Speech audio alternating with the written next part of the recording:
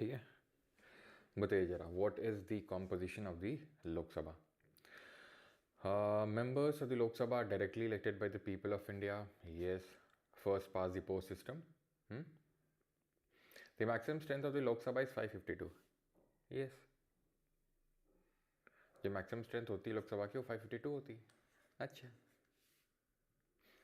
ठीक है, कितनी होती है? 550.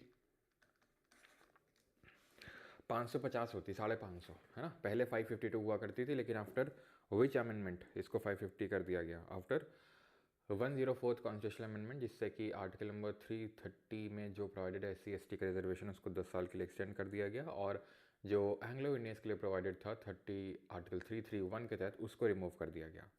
ठीक है, all right. And then the third is the president nominates 12 members to the Lok Sabha. Again it is wrong, because 12 जितनी, ये 12 जो नॉमिनेट होते हैं ये लोकसभा में नहीं बल्कि राज्यसभा में होते हैं.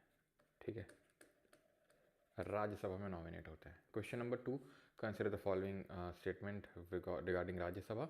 It is a permanent house and is not subject to dissolution. Yes, it is a permanent house and it is not subject to dissolution. It is a permanent house, that is why all members of the Rajya Sabha elected by the elected members of the state legislative assembly. जितने भी सारे members होते हैं राज्यसभा के are elected by the elected members of the state legislative assembly. 1/3 of its member retire after every 2 years. This is correct. This is wrong because not all members, बल्कि जो 238 members होते हैं, 238 लोग होते हैं, वो इलेक्टेड होते हैं. ठीक है, फ्रॉम दी स्टेट की जो लेजिस्लेटिव असेंबली होती है वहाँ से, और जो 12 लोग होते हैं वो नॉमिनेटेड होते हैं. ठीक है, ये 12 कैसे होते हैं? 12 होते हैं ये नॉमिनेटेड. ठीक है, 12 नॉमिनेटेड होते हैं रिसर्च, लिटरेचर, साइंस, आर्ट और सोशल सर्विस के फील्ड में. तो आंसर यहाँ पर हो जाएगा option number A, 1 and 3 only. Consider the following statement regarding the speaker of the Lok Sabha. Speaker के बारे में स्टेटमेंट बताइए. यहाँ पे देखो, all members of the Rajya Sabha elected by the elected members of state legislative assembly, ये गलत है बिकॉज 12 नॉमिनेटेड भी होते हैं इसलिए. ठीक है, 12 नॉमिनेटेड होते हैं. सर आपकी आवाज़ बिग बॉस वाले जैसे है, कहीं आप ही तो ना हो? बेटा ये तो पता चल जाएगा तुमको कुछ टाइम में. Consider the following statements regarding the speaker of the Lok Sabha. तो स्पीकर के बारे में कौन सा सही है? तो हमने स्टार्ट किया था, अगर आपको याद हो, याद है आपको, आज से सदियों पहले हमने कुछ पढ़ा था, ऑफिसर्स इन पार्लियामेंट है, जब तुम नींद के आगोश में डूबे हुए थे. Officers in parliament article number 89 से शुरू हुआ था. पहले जो ऑफिसर्स हैं राज्यसभा के चेयरमैन और डिप्टी चेयरमैन, उनके बारे में दिया हुआ था. देन ऑफिसर्स जो लोकसभा में होते हैं, स्पीकर, डिप्टी स्पीकर, उनके बारे में दिया हुआ था, है ना. तो यहाँ पे अगर बात करेंगे, तो speaker continues in office even after the Lok Sabha is dissolved into a new until a new speaker is elected. Speaker continues office even after Lok Sabha is dissolved. Yes, अगर आपको याद हो तो मैंने कल लास्ट टाइम आपको बताया था कि स्पीकर अपने ऑफिस को तुरंत नहीं छोड़ता है. ठीक है, तुरंत नहीं चला जाता है जब तक कि नई लोकसभा नहीं आ जाती तब तक, है ना. ऐसा नहीं कि वो टिका रहता है, लेकिन ये है कि वो तब तक रहेगा जब तक कि अगली वाली आ नहीं जाएगी. सिंपल. ठीक है, speaker does not vote in the first instance but has a casting vote in case of a tie. Yes, बिल्कुल सही है. Speaker's decision on disqualification of members under the anti defection law, no we haven't read it. अभी तक हमने पढ़ा नहीं है तो हम ये कह नहीं सकते हैं. ठीक है, एंड बट आप ये कर सकते हैं, सही कर सकते हैं इसको. क्यों? क्योंकि हर चीज़ जुडिशियल रिव्यू के तहत आती है, हर चीज़ न्यायिक समीक्षा के तहत आती है. जुडिशियल रिव्यू किस कंट्री के कॉन्स्टिट्यूशन से लिया है? तो USA से लिया है इसको. ठीक है, if you can recall Kesavananda Bharati case 1973, तो उसमें सुप्रीम कोर्ट का कहना था कि judicial review is the basic feature of the constitution. तो जुडिशियल रिव्यू क्योंकि बेसिक फीचर है तो उसको जुडिशरी से नहीं लिया जा सकता. तो आंसर यहाँ पर ऑप्शन नंबर C होगा, 1, 2 and 3. Okay, with reference to the parliamentary privileges consider the following statement.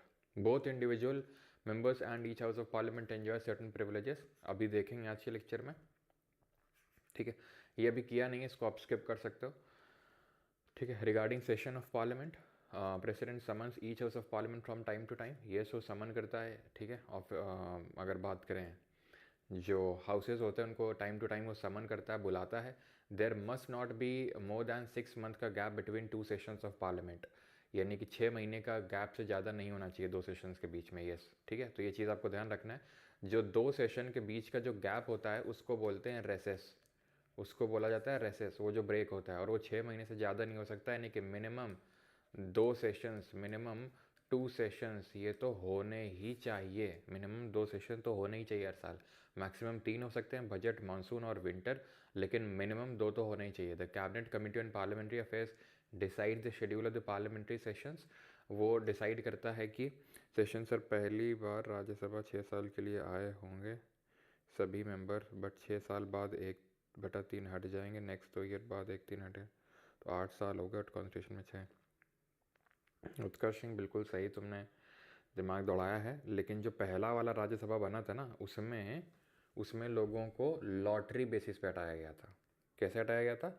Lottery से नाम निकाले गए थे और उनको हटा दिया गया था 2 साल बाद, फिर लॉटरी, फिर 2 साल बाद, फिर अपने आप वो शेड्यूल में आ गया था वो। ठीक है, तो बिल्कुल ये भी सही हो जाएगा आपका। ठीक है, तो ऑप्शन नंबर सी आंसर होगा 1, 2 and 3। No, we haven't done it. Attorney General, he has the right to speak and participate in the proceedings of Parliament but cannot vote. तो कौन सा आर्टिकल है ज़रा बताइए, कौन सा अनुच्छेद है तो ये सही कि उसके पास बोलने का अधिकार है, प्रोसीडिंग्स में हिस्सा लेने का अधिकार है, लेकिन वोट देने का अधिकार नहीं है अटॉर्नी जनरल के पास, बिकॉज वो किसी भी हाउस का मेंबर नहीं है ना, इसलिए उसके पास राइट टू वोट भी नहीं है। ठीक है, तो आर्टिकल नंबर 88 में लिखा हुआ था, अनुच्छेद 88 में, he must be a member of either house of parliament, यानी कि उसको ही मस्ट भी नहीं, ऐसा तो नहीं है। He is appointed by the president on the advice of union cabinet. Yes, he is appointed by the president, और बिना काउंसिल ऑफ मिनिस्टर के एडवाइस के तो कुछ भी नहीं करता है प्रेसिडेंट। तो आंसर ऑप्शन नंबर ए हो जाएगा 1 and 3। With reference to the आखिरी क्वेश्चन है, powers of the parliament of India, consider the following statement. Parliament can create और अबॉलिश, अभी नहीं पढ़ा हमने। ठीक है, parliament can change the name and boundaries of state. तो पार्लियामेंट नेम और बाउंड्री चेंज कर सकता है स्टेट की, तो ये बात आपकी बिल्कुल सही होगी, वो बाउंड्री और नेम चेंज कर सकता है। Parliament can not amend the constitution without the consent of the all states. No, कहीं कहीं पे अमेंडमेंट नीडेड होता भी है, जहाँ पे स्टेट की रैटिफिकेशन नीडेड होती है, वो सिर्फ आधे, एटलीस्ट आधे स्टेट की चाहिए होती है, सारे राज्यों की नहीं चाहिए होती है। कुछ अमेंडमेंट तो ऐसे हैं, जैसे फंडामेंटल राइट को अमेंड करना है, डीपीएसपी को अमेंड करना है, वहाँ तो स्टेट से पूछना तक नहीं है। मैं आपको ये चीज़ पढ़ाऊँगा, लेकिन बाद में जब आप आज का लेक्चर समझ लेंगे ना, पूरा लेजिस्लेटिव प्रोसीजर किस तरीके से होता है, तब आपको थोड़ा अच्छे से समझ में आएगा वो चीज़। ठीक है, तो पहला वाला जो स्टेटमेंट है वो सही है, लेकिन अभी पढ़ा नहीं हमने। ठीक है, तो आंसर यहाँ पर option number A 1 and 2 only होगा। नाउ अब हम वहाँ से शुरू करेंगे जहाँ से हमने कल ख़त्म किया था। ठीक है, तो शुरू करते हैं जहाँ से हमने कल ख़त्म किया था। आर्टिकल 101, सीटों की रिक्ति, वेकेशन ऑफ सीट। कल हमने 100 तक देख लिया था। 100 में हमने देखा था फर्स्ट क्लॉज में किस तरीके से वोटिंग होती है पार्लियामेंट में, वोटिंग देखा था, एंड क्लॉज 3 में हमने कोरम देखी थी, गणपूर्ति जिसको बोलते हैं हिंदी में। Now from the article number 101, 101 रुपये का प्रसाद चढ़ाते हुए हम लोग आज की क्लास स्टार्ट करेंगे। फोकस अपना बैक टू क्लास ले आएंगे। ठीक है, जिन लोगों का फोकस कमेंट में है। हिंदी बोल के बैच लिया और आप हिंदी पर ध्यान नहीं दे रहे हैं, ये क्या लिखा हुआ है? हिंदी पे ध्यान नहीं दे रहे हैं, रोने की आदत छोड़ दो। आई नो कि वो वाले जो क्वेश्चन रहते हैं स्टार्टिंग में, वो सिर्फ इंग्लिश में रहते हैं और वो रिवीजन वाले हैं। ठीक है, वो भी कल से हिंदी में हो जाएंगे। ठीक है, ये हिंदी में पूरा टेक्स्ट हिंदी में रहता है, not even a single thing कि जो हिंदी में ना रहती हो। ठीक है, जितने भी MCQs करते हैं वो सारे हिंदी में रहते हैं। अभी भी रोना है तो रोते रहो। ठीक है, उसका तो कुछ इलाज नहीं है। हिंदी में बोलने लगेंगे, इंग्लिश वाले रोने लगेंगे कि हमने इंग्लिश का समझ के बैच लिया था और आप तो इंग्लिश पे ध्यान ही नहीं दे रहे हैं। अब ध्यान क्या नहीं दे रहे हैं, पॉज करके अगर कहीं दिक्कत आ रही है समझाने में, ये जो मैं बोल रहा हूँ, मेरी जो बोल चाल की भाषा, इसमें तो अंग्रेजी का इस्तेमाल नहीं कर रहा हूँ। टेक्स्ट, हाँ कुछ टर्म्स हैं इंग्लिश में, तो हिंदी में इसीलिए लिखे तो हुए हैं नीचे, या तो मैं उसमें बोलने में तुम्हारा टाइम वेस्ट करूँ। जो आधे लोग सो रहे हैं वो, ठीक है, जो आधे लोग जग भी रहे हैं, जो फोकस करके पढ़ते हैं, उनका वो भी बोर हो जाएंगे कि क्या यार, ठीक है समझ गया, बताओ तो उसका मतलब क्या है।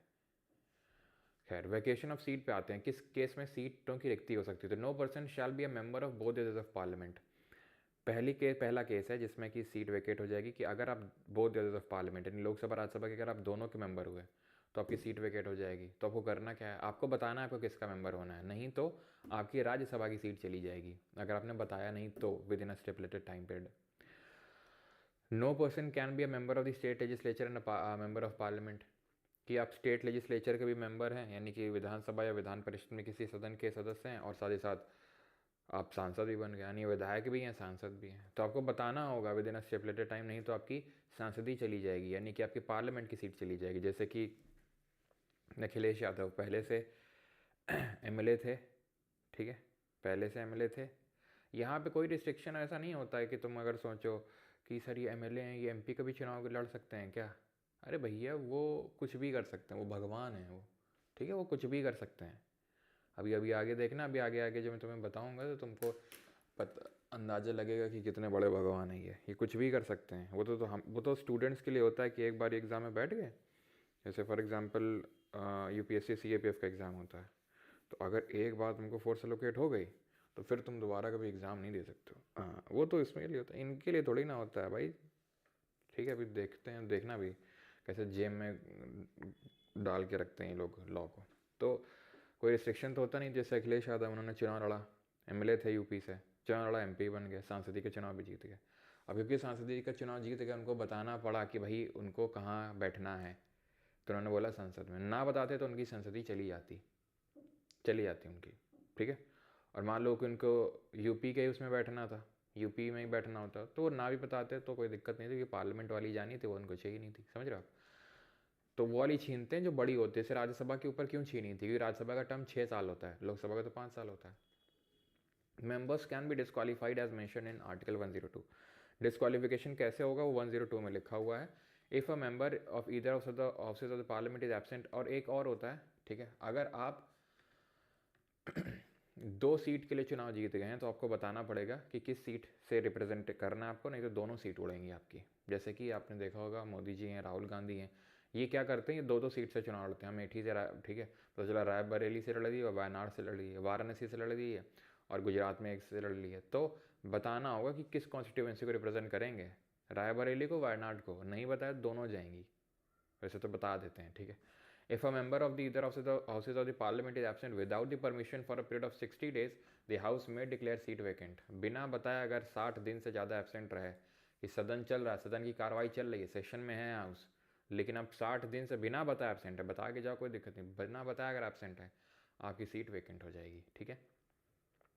ऑल राइट, ये तो हो गया किस किस केस में सीट वेकेंट होगी, ओके। उसमें एक क्लॉज था कि अगर आपका डिस्क्वालीफाइड हो गया, आप अगर आपका डिस्क्वालिफिकेशन हो गया तो भी आपकी सीट वेकेंट हो जाएगी। अब हम देखेंगे कि डिस्क्वालिफिकेशन होता किस तरीके से है, ठीक है। A person shall B disqualified for membership if, ठीक है, किसी व्यक्ति को सदस्यता के लिए अयोग्य घोषित कर दिया जाएगा यदि, किस केस में अयोग्य घोषित कर दिया जाएगा? अगर वो ऑफिस ऑफ प्रॉफिट को होल्ड करता है, ठीक है, यानी कि अगर वो लाभ का पद धारण किए हुए है तो, एक सेकंड रुकिएगा बस, ठीक है,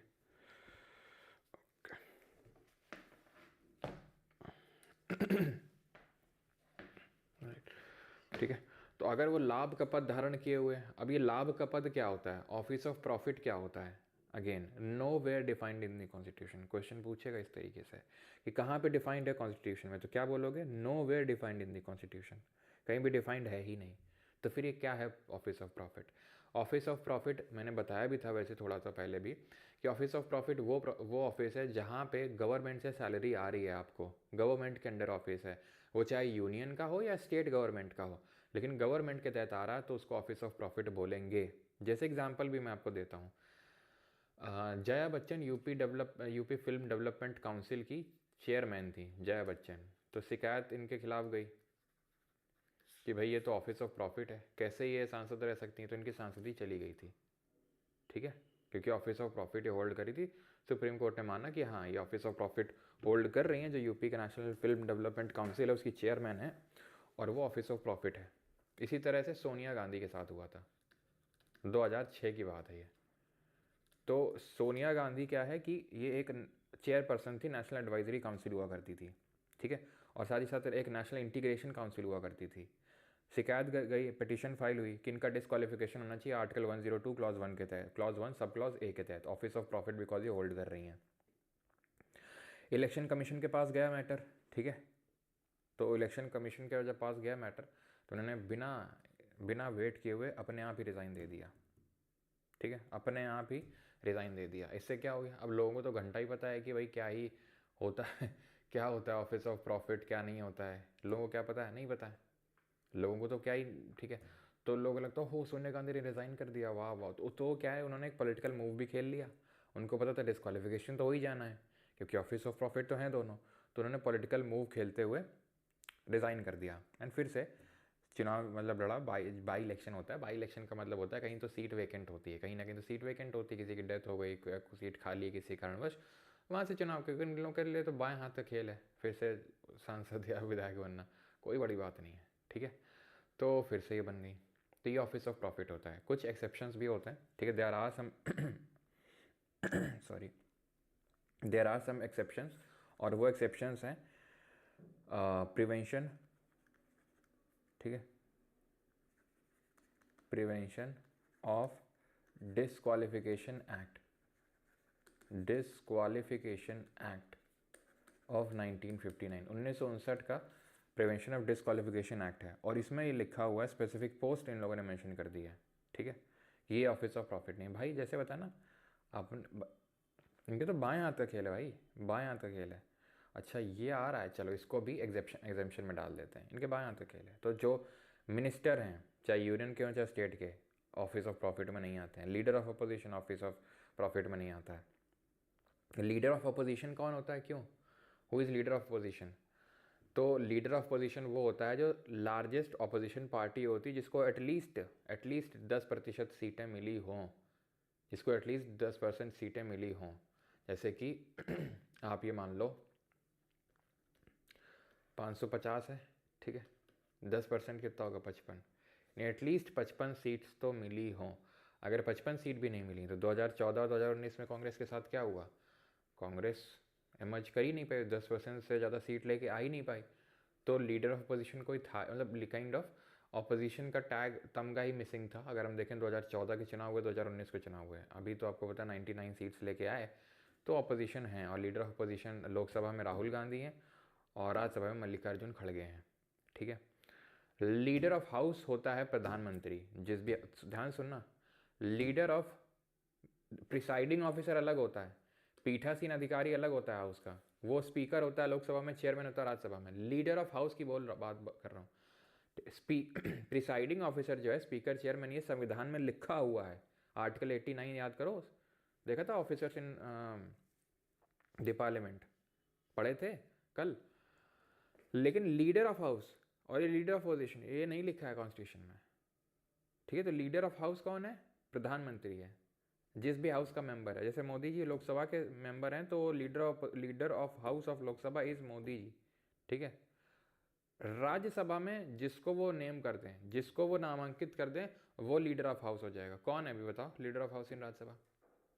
और लीडर ऑफ अपोजिशन जो सबसे बड़ी लार्जेस्ट पार्टी आई है ऑपोजिशन में, वो, लेकिन एटलीस्ट 10% सीट तो उसके पास भी होनी चाहिए, जबकि कांग्रेस के पास नहीं थी 14 और 19 में, ठीक है। तो ये चीज़ समझ आ गई। तो ऑफिस ऑफ प्रॉफिट में एग्जेम्पशन है आपके, यूनियन मिनिस्टर हो गया, मिनिस्टर ऑफ स्टेट हो गया, लीडर ऑफ अपोजिशन हो गया, ठीक है, नेशनल एडवाइजरी काउंसिल का चेयरमैन, NDMA का चेयरमैन, ठीक है, जो NHRC वगैरह होते हैं, ह्यूमन राइट्स कमीशन वगैरह, इनके चेयरमैन, ये सब ऑफिस ऑफ प्रॉफिट में नहीं आते हैं, ठीक है। क्लियर है यहाँ तक? All right. तो ये यहाँ पर एग्जेम्पशन लिस्ट मेंशन है। किसी को यहाँ तक कोई डाउट तो नहीं है? JP Nadda, yes yes Nadda जी।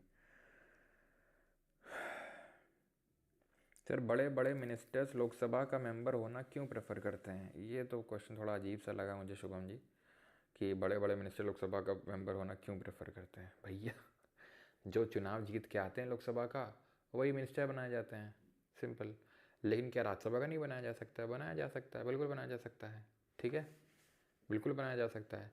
लेकिन लोकसभा वाले क्या हैं, वो लोगों का वो जीत के आए हैं, ठीक है, कॉन्फिडेंस जीत के आए हैं, तो उनको मिनिस्टर बनाया जाता है। और फिर नहीं बनाया जाएगा तो फिर अगली बार जैसे मान लो कि मिनिस्टर नहीं बनाया, तो बोलेंगे बीजेपी हम छोड़ रहे हैं, हम कांग्रेस में जा रहे हैं, नहीं बना रहे मिनिस्टर।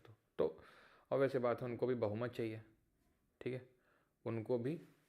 महुआ मोइत्रा पप्पू की क्वालिफिकेशन, अच्छा, राहुल गांधी कैसे डिस्क्वालीफाई हो गए थे,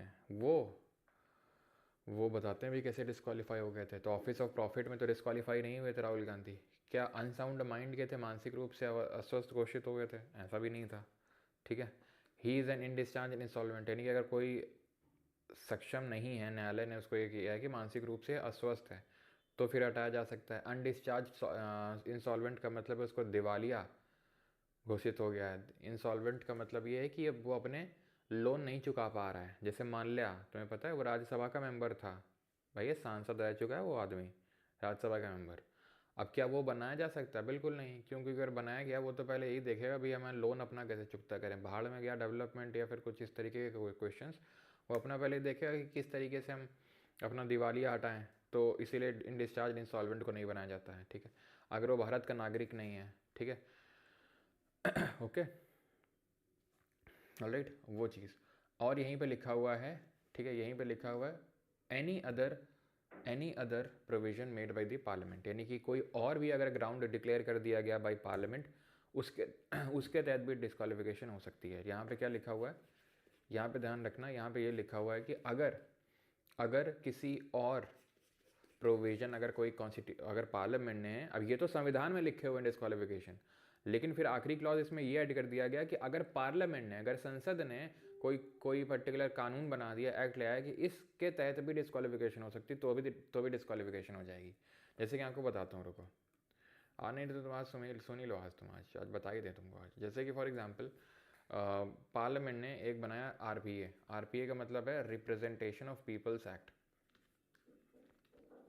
रिप्रेजेंटेशन ऑफ पीपल्स एक्ट 1951, 1951 का ये आरपीए बनाया, ठीक, जिसके तहत, जिसमें कई सारे इसमें क्लॉजेज ऐड किए गए, ठीक है, प्रोविजंस ऐड किए गए with respect to the disqualification. जैसे कि अगर 2 और मोर ईयर्स, अभी कोई पूछ रहा था ना राहुल गांधी वाला, तो यहाँ देखो 2 और मोर ईयर्स इन जेल, अगर किसी को 2 या 2 से ज़्यादा साल तक अगर जेल अगर हो गई है तो वो भी चुनाव नहीं लड़ सकता है। अच्छा, कब तक नहीं लड़ सकता है? देखो,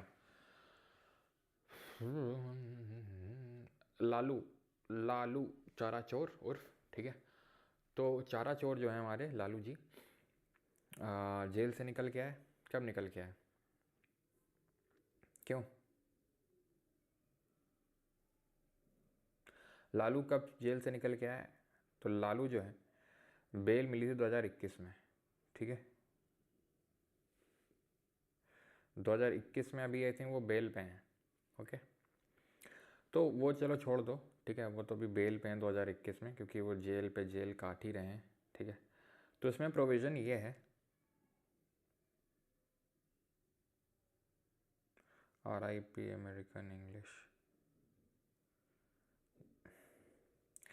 कमेंट तो यार मैं देखा ही ना करूँ, ज़्यादा सही है, ठीक है। तो 2 और मोर ईयर्स इन जेल, 2 या 2 से ज़्यादा अगर जेल हो गई है इससे, तो चुनाव आप नहीं लड़ सकते हैं, डिस्क्वालीफाई हो जाएंगे। कब तक के लिए? जब तक आप जेल में, तब तक 3 साल, 4 साल, 5 साल, 6 साल, और जेल से निकलने के 6 साल बाद तक। यानी अगर आपको 2 साल की जेल हुई है तो 8 साल तक आप चुनाव लड़ सकते हैं। 4 साल की जेल हुई, आप 10 साल तक चुनाव नहीं लड़ सकते हैं, ठीक है। जैसे कि एक मैं, लेकिन आपको लगता होगा यार बहुत सही कानून है यार, ऐसे तो हमारे कितने सारे सांसद विधायक जिनके खिलाफ तो जो है कोई मर्डर, कोई रेप, कोई न जाने क्या क्या करते रहते हैं लोग, ठीक है, लेकिन तुम रेयरली सुनते हो कि डिस्क्वालिफिकेशन हो गई हो। भाई क्योंकि जेब में रखते हैं भाई कानून को अपने। ये एग्जाम्पल देते तुम्हें, फेमस एग्जाम्पल, पहले राहुल गांधी वाले बताते हैं फिर बताते हैं। तो राहुल गांधी के साथ ये हुआ था कि सारे मोदी चोर हैं, तो डिफेमेशन केस फाइल हो गया था इनके खिलाफ कि भाई डिफेम कर रहे हैं मोदी सर नेम को, या ठीक है,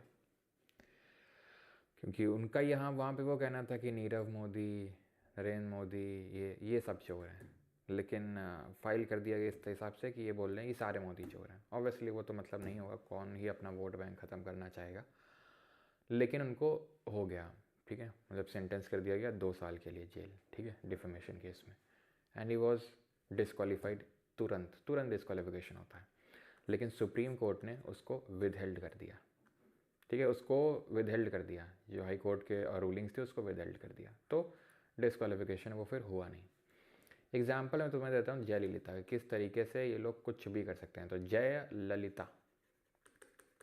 जयललिता जो हैं, जानते होगे तुम लोग सभी, साउथ की फेमस एक्ट्रेस भी रह चुकी हैं।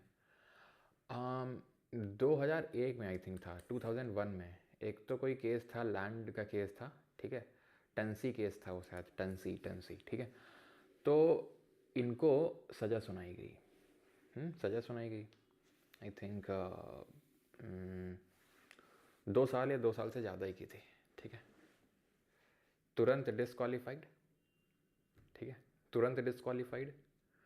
एंड फिर जब चुनाव हुए कुछ ही टाइम बाद तमिलनाडु में, ठीक है, अब क्योंकि डिस्क्वालीफाइड हैं, पहले तो इन्होंने इलेक्शन कमीशन ऑफ इंडिया में पिटिशन फाइल करी, एक ट्रिब्यूनल, एक स्पेशल कोर्ट थी जिसने कि फैसला सुनाया था लैंड केस में कि इन्होंने जबरन तरीके से भूमि अधिग्रहण किया और वो सारी चीज़ें, तो चुनाव नहीं लड़ सकती। इलेक्शन कमीशन ऑफ इंडिया में गई, मना कर दिया उसने कि नहीं आप चुनाव तो नहीं लड़ सकते हो।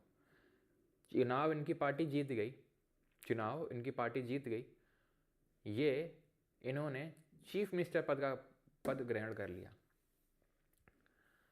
बिना चुनाव जीते कैसे चीफ मिनिस्टर बन गई ये मत पूछना अब तुम हमसे। 75 क्लॉज 5, 75 क्लॉज 5, कोई भी मिनिस्टर बन सकता है 6 महीने के लिए बिना किसी हाउस के मेंबर हुए भी, तो चीफ मिनिस्टर बन गई। सुप्रीम कोर्ट ने बोला ना ना ना ना, कैसे, हटिए वहाँ से। बिना मतलब डिस्क्वालीफाइड जो मेंबर है वो चीफ मिनिस्टर नहीं बन सकता, हटिए आप वहाँ से। हट गई है, हटना पड़ा, पनीर सेल्वम बने मुख्यमंत्री। 75 क्लॉज 5 वो सेंटर से डील करता है, ये मैं तुमको स्टेट का बता रहा हूँ, तो उसमें 164 वाला आर्टिकल है जो हम देखेंगे, ठीक है। तो इतना समझ के चला करो कि सेंटर में जिस तरह चीज़ें काम करती हैं वैसे स्टेट में भी करती हैं। सेंटर में जैसे प्राइम मिनिस्टर होता है वैसे यहाँ चीफ मिनिस्टर होता है, सेंटर में जैसे प्रेसिडेंट होता है वैसे यहाँ गवर्नर होता है। सुप्रीम कोर्ट ने हटा दिया, ठीक। फिर इन्होंने क्या किया, मद्रास हाई कोर्ट गई है, ठीक है। मद्रास हाई कोर्ट ने बोला मैडम जी आप कैसे, मतलब मैडम जी के सारे जितने भी चार्जेस सारे क्विट कर दिए, सारे हटा दिए, सारे हटा दिए, डिस्क्वालिफिकेशन गॉन। हो सकता है आपके मन में डाउट है कि सुप्रीम कोर्ट ने बोल दिया था फिर भी मद्रास हाई कोर्ट ने ऐसा क्यों कर दिया। सुप्रीम कोर्ट ने डिसीजन नहीं दिया था, डिसीजन वो स्पेशल कोर्ट ने 2001 में दिया था कि आप जो हैं, आप खिलाफ जो चार्जेस हैं वो सही प्रूव हुए हैं और आप डिस्क्वालीफाइड हैं, 2 साल की जेल है, इस तरीके से। सुप्रीम कोर्ट ने तो सिर्फ इतना बोला था कि डिस्क्वालीफाइड वाला चीफ मिनिस्टर नहीं बन सकता है, लेकिन मद्रास वाले ने बोल दिया कि डिस्क्वालीफाइड तो है ही नहीं। जो 2001 में स्पेशल कोर्ट ने सुनाया था फैसला वो कुछ गलत था, वो कुछ गलती हुई थी उनसे, कुछ कोई दिक्कत नहीं है, आप लड़िए चुनाव। आता है 2014, इनको 4 साल की जेल सुनाई जाती है, 4 ईयर्स की। पेपर में कहीं नहीं पूछेगा लेकिन समझने के लिए तो बता रहा हूँ, ठीक है, फील लेने के लिए। 4 साल की जेल और 100 करोड़ का जुर्माना ठोका गया इन पर, ठीक है, क्योंकि गलत तरीके से इन्होंने संपत्ति एक्वायर करी थी, बहुत ज़्यादा बेशुमार संपत्ति। 4 साल की जेल और 100 करोड़ का जुर्माना लगा था। अब समझ सकते हो कितना भयंकर केस होगा। क्या हुआ, कर्नाटक हाई कोर्ट ने कहा मैडम जी आप इतने दिक्कत क्यों है, एक्विट कर दिया भाई। स्पेशल कोर्ट ने यहाँ पे सुनाया था फैसला, एक्विट। तो जेब में जब आपके हाथ में कानून हो तो फिर आप कुछ भी करें कोई फर्क पड़ता नहीं है। समझ लो 4 साल की जेल और 100 करोड़ का जुर्माना ठोका गया था, पूरी तरीके से बरी कर दिया। चलो ये नहीं कि चलो ये हटा दो कि चलो 3 साल की जेल दो, ना ना ना, कुछ नहीं, फ्री एकदम, जा सिमरन जी ले अपनी ज़िंदगी। एंड देन दे से कि जुडिशरी इज़ नॉट बायस्ड और जुडिशरी इज़ इंडिपेंडेंट, फलाना टिमका। खैर, with all respect to judiciary, बड़े खतरनाक लोग हैं, खतरनाक तो है, समझ रहे हो भाई। ऐसा ही थोड़ी ना कहा गया है कि पैसा हो तो भाई क्या कुछ नहीं हो सकता है। प्लास्टिक सर्जरी तो बहुत छोटी चीज़ हो गई, तुम देख रहे हो। और अभी मैं एक रिसेंट में देख रहा था, कोई तो था आदमी, उसने कुछ तो 200 रुपये से भी कम का उसने कुछ किया था, 200 रुपये से भी कम का कुछ ऐसा। बेचारा जाने कितने साल, 20 से भी ज़्यादा साल है, पता नहीं 37-17 साल ऐसा कुछ तो था, 27 साल, इतने साल जेल में वो काट के है, बूढ़ा हो गया जवान से। ये है जुडिशरी हमारी जो इतनी इंडिपेंडेंट है ना। चलो, आर्टिकल 102 क्लॉज 2, यही नहीं अभी और सुनिए, ठीक है। गलत बात है सर, हाँ गलत बात तो है लेकिन अब क्या कर सकते हैं, ठीक है भाई। जो लॉ होते हैं ना वो भेड़ों, हम और आप जैसे भेड़ों के लिए होते हैं, ठीक है, चींटियों के लिए होते हैं, राजा के लिए नहीं होते, समझे। कानून राजा के लिए नहीं बने होते हैं। Disqualification under the 10th schedule, अभी यही नहीं और सुनिए, अभी और किससे तुम्हें सुनने को मिलेंगे। तो ये डिस्क्वालिफिकेशन डिसाइड कौन करता है, डिस्क्वालिफिकेशन तो ये प्रेसिडेंट डिसाइड करता है, ध्यान रखना, ठीक है। Disqualification is decided by president on the recommendation of election commission of India. Disqualified कोई है नहीं है, मैं लिख देता हूँ, ठीक है। Disqualification is decided by president, लेकिन अगेन खुद से डिसाइड नहीं करेगा, यहाँ इलेक्शन कमीशन ऑफ इंडिया की रिकमेंडेशन लेगा। After taking recommendation from president, ठीक है। नोट्स वाले भैया इसको ऐड कर देंगे इसको उसी में, ठीक है। चलो, तो आर्टिकल 102 क्लॉज 2 पे आते हैं। ये डिफेक्शन की बात करता है। डिफेक्शन क्या होता है? दल बदल के आधार पे अयोग्य घोषित करना। समझिएगा ध्यान से, दल बदल में अभी क्या पढ़ रहे थे? पगला आ गया, दिवालिया हो गया, भारत का नागरिक नहीं है, या फिर आरपीए 1951 में अगर कुछ लिखा हुआ, जैसे ये मैं बता रहा था ना 2 साल जेल, और ये सेक्शन 8 है आरपीए का, सेक्शन 8 में लिखा हुआ है कि 2 साल या उससे ज़्यादा जेल हो गई तो आप डिस्क्वालीफाइड है। ओके, ये डिफेक्शन की बात करता है। डिफेक्शन क्या होता है? हमने दूसरी क्लास में पढ़ा था जब शेड्यूल पढ़ रहे थे, 10th शेड्यूल। फिर हमने आई थिंक बीच में फिर कहीं जिक्र हुआ था, है ना? हाँ, हुआ था जिक्र 90 जब हम पढ़ रहे थे आर्टिकल 75 का क्लॉज 1 का सब क्लॉज बी। वहाँ पर हमने पढ़ा था कि जो 91st अमेंडमेंट से ऐड किया गया था कि अगर कोई मिनिस्टरशिप से डिस्क्वालीफाई है, सॉरी कोई डिफेक्शन के ग्राउंड में डिस्क्वालीफाई है तो मिनिस्टरशिप से भी डिस्क्वालीफाई हो जाएगा। यही पढ़ा था हमने, ठीक है, यही पढ़ा था। अब आप तुम मतलब समझ लो डिफेक्शन का मतलब होता क्या है। इसका मतलब होता है अगर कोई इंडिपेंडेंट मेंबर कोई पॉलिटिकल पार्टी ज्वाइन कर ले,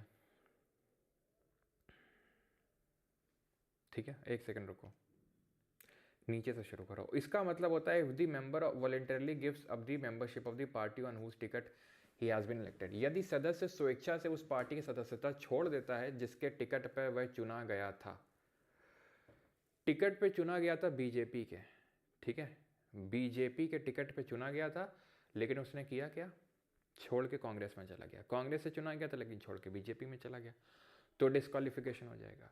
if he votes contrary to the direction of his party, यदि वह अपने दल के निर्देश के विपरीत वोट देता है, दल ने बोला है ये करो, वो कर देता है वो, ठीक। उदाहरण देते हैं आपको। उदाहरण है जैसे एक सेकंड रिकॉल करने दो, कहाँ का वो था, स्टेट था वो,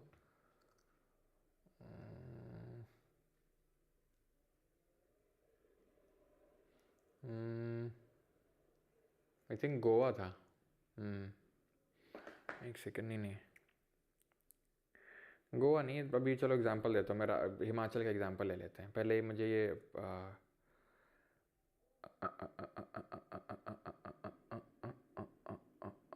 हाँ चलो अभी समझ लो। हिमाचल में क्या हुआ था, राज्यसभा के लिए चुनाव हुए, ठीक है, 2024 में राज्यसभा की कुछ सीटों के लिए चुनाव हुए, ठीक है। तो उसमें आई थिंक एक ही सीट वेकेंट थी उस टाइम पे, तो कांग्रेस से थे ये मनु सिंघवी, क्या पूरा नाम है इनका? अभिषेक नाम है ना, अभिषेक मनु सिंघवी, हाँ अभिषेक मनु सिंघवी, ठीक है। कांग्रेस की तरफ से थे अभिषेक मनु सिंघवी, और बीजेपी की तरफ से थे कोई तो महाजन करके थे, ठीक है, महाजन थे कोई। हुआ क्या? हुआ यहाँ पे ये कि हर पॉलिटिकल पार्टी का एक विप होता है, ध्यान सुनना, एक विप होता है। विप का मतलब एक कोड़ा होता है, मतलब एक पहले के ज़माने में नहीं मारा जाता तो तुमने देखा होगा अमरीश पुरी वाली मूवीज़ में, सट पिलाई चल रही है, तो वो विप काइंड ऑफ, ठीक है। तो एक हर पॉलिटिकल पार्टी का विप होता है। ये क्या कोड़ा होता नहीं, ये इंसान होता है, ये इंसान होता है, ये हर पॉलिटिकल पार्टी का, जो पॉलिटिकल पार्टी को निर्देश जारी करता है किस दिन आना है, कब वोट करना है, किसको वोट करना है, किसको नहीं करना है, किसके अगेंस्ट में करना है, वो होता है। हर पॉलिटिकल पार्टी को अपनी विप के डायरेक्शन को फॉलो करना होता है, ठीक है, लिखा हुआ है। नहीं करेगा तो डिफेक्शन लग जाएगा। क्यों? इसमें उसने कौन सा दल का बदल कर लिया? अरे कर लिया है। ये डिफेक्शन का प्रोविजन लाने का पर्पस ये था कि पैसा ना चल सके। कैसे? बीजेपी वाले ने कांग्रेस वालों को पैसा दे दिया दबा के, सुनो कल वोटिंग होगी, हमारे पास वोट कर देना, लो 10 करोड़ लो। पैसा तो अपने बाएं हाथ का खेल है, पैसा तो अपने हाथ में, तिजोरी तो अपने हाथ में, ये लो 10 करोड़, 10 करोड़ में खरीद लिया। या फिर 20-20 करोड़ मारे, चलो कांग्रेस छोड़ के हमारे पास आ जाओ। तो ये इंस्टेबिलिटी लाएगा डेमोक्रेसी में और डेमोक्रेसी को गंदा करेगा, नीचता के ओर लेके जाएगा। तो डिफेक्शन को लेके आया गया 52nd अमेंडमेंट से 10th शेड्यूल में जोड़ा गया। अब ये सारी चीज़ें तो बताने की जरूरत ना होनी चाहिए, पहले पढ़ चुके हैं, ठीक। तो इसका मतलब सिर्फ इतना नहीं होता पॉलिटिकल पार्टी को छोड़ देना। अगर कोई पॉलिटिकल पार्टी, उसने बोला है, पॉलिटिकल पार्टी ने, कांग्रेस बोला है कि वोट करना, इसको करना, मनु सिंघवी को वोट करना है, ठीक है। इन्होंने क्या किया, बीजेपी वालों ने कांग्रेस के 4 विधायकों को पैसा देके क्रॉस वोटिंग करवा ली, महाजन के पक्ष में क्रॉस वोटिंग करवा ली, ठीक। हुआ क्या, अभी ये तो क्या डिफेक्शन से रिलेटेड नहीं है, लेकिन एक फनी टाइप स्टोरी है। दैट इज, हुआ ये कि दोनों इक्वल हो गए, दोनों को इक्वल वोट आ गया। अब क्या होगा, तो जब ऐसा होता है, तो जब इक्वालिटी ऑफ वोट हो जाता है, तो लॉटरी चलती है कि जिसका नाम निकल आया, लॉटरी में दोनों के डाले जाएंगे, जिसका निकल आया वो जीत गया। नाम निकल आया मनु सिंघवी का और जीत गया महाजन। कैसे, जब पूछा गया कि भाई ये क्या हुआ, कि नाम तो मनु सिंघवी का निकला है ना, तो फिर महाजन क्यों जीत गए। तो इलेक्शन कमीशन ने कहा देखिए अभी रूल चेंज हो गया है, अभी जिसका नाम पहले निकल आए वो हार गया, आप समझ लो। ठीक है, क्यों, क्योंकि रूल इज लाइक रूल, ठीक है, माई लाइफ माई रूल, ठीक है। तो माई चुनाव माई रूल। तो मनु सिंघवी को फिर कांग्रेस ने, आई थिंक पता नहीं किसी साउथ स्टेट से, अभी हैं वो राज्यसभा MP, लेकिन फिर किसी और स्टेट से इनको भेजना पड़ा, किसी और स्टेट के रूट के थ्रू, लेकिन हिमाचल से तो महाजन ही गए, ठीक है। तो ये चीज़ हुआ कि अगर पार्टी के डायरेक्शन में क्रॉस वोटिंग कर दी आपने, तो पार्टी, आपने जिस पार्टी से चुनाव लड़ के आए थे वो आपने छोड़ के दूसरी में भाग गए। Nominated members join the political party after 6 months from the date of nomination. यानी कि कोई नॉमिनेटेड मेंबर है, राज्यसभा में 12 नॉमिनेटेड मेंबर होते हैं, आप 6 महीने का टाइम पीरियड है, आप जिसको ज्वाइन करना चाहते हो आप कर सकते हो, उसके बाद नहीं। ऐसा क्यों, सोचो क्यों, क्योंकि हो सकता, ऐसे तो कोई भी नहीं करेगा, बैठा रहेगा बैठा रहेगा बैठा रहेगा, देखेगा, मौके का फ़ायदा का इंतज़ार करेगा। कांग्रेस को अगर मान लो चाहिए हो, कोई वोट चाहिए हो, या बीजेपी को वोट चाहिए हो, तो ये मांग फिरौती रखेंगे कि बताओ भैया चाहिए वोट हमारा, लाओ पैसा निकालो, तुम्हारी पार्टी ज्वाइन कर लेंगे 6 महीने के बाद। मौका परस्ती देखेंगे फिर। तो 6 महीने का टाइम पीरियड है, करना कर लो, नहीं बाद में डिफेक्शन लग जाएगा। Independent member join any political party, आप निर्दलीय थे, किसी भी पार्टी से, राजनीतिक पार्टी से आपका कोई लेना देना नहीं था, इसीलिए लोगों ने आपको वोट दिया। हो सकता है बीजेपी से भी नाक में दम आ रखे हैं, कांग्रेस से भी नाक में दम आ रखे हैं, 2-3 और पार्टी उनसे भी नाक में दम आ रखे हैं, आप निर्दलीय प्रत्याशी थे, आपको चुनाव जितवा दिया। अब क्या किया आपने, पार्टी बदल लिया। चलता ना मीम, पार्टी बदल लिया, तो पार्टी बदल लिया आपने, मतलब पार्टी ज्वाइन कर लिया, कांग्रेस बीजेपी कोई भी। तो यार नहीं, आपने लोगों के साथ धोखा किया। तो ऐसे केस में डिफेक्शन के तहत डिस्क्वालिफिकेशन होता है। जो कौन डिसाइड करता है, स्पीकर डिसाइड करता है, या प्रिसाइडिंग ऑफिसर डिसाइड करता है। लोकसभा में स्पीकर, राज्यसभा में वहाँ का चेयरमैन डिसाइड करेगा, ठीक है, डिसाइड करेगा और उसका डिसीजन फाइनल होगा, लेकिन सब्जेक्ट टू जुडिशियल रिव्यू होगा। ऐसा सुप्रीम कोर्ट ने क्योटो होलोहान वर्सेस जचिलू केस में कहा कि आपका डिसीजन फाइनल है प्रिसाइडिंग ऑफिसर का, लेकिन जुडिशियल रिव्यू कर सकती है। अब तुम्हारे मन में बहुत सारे यहाँ पे डाउट आएंगे।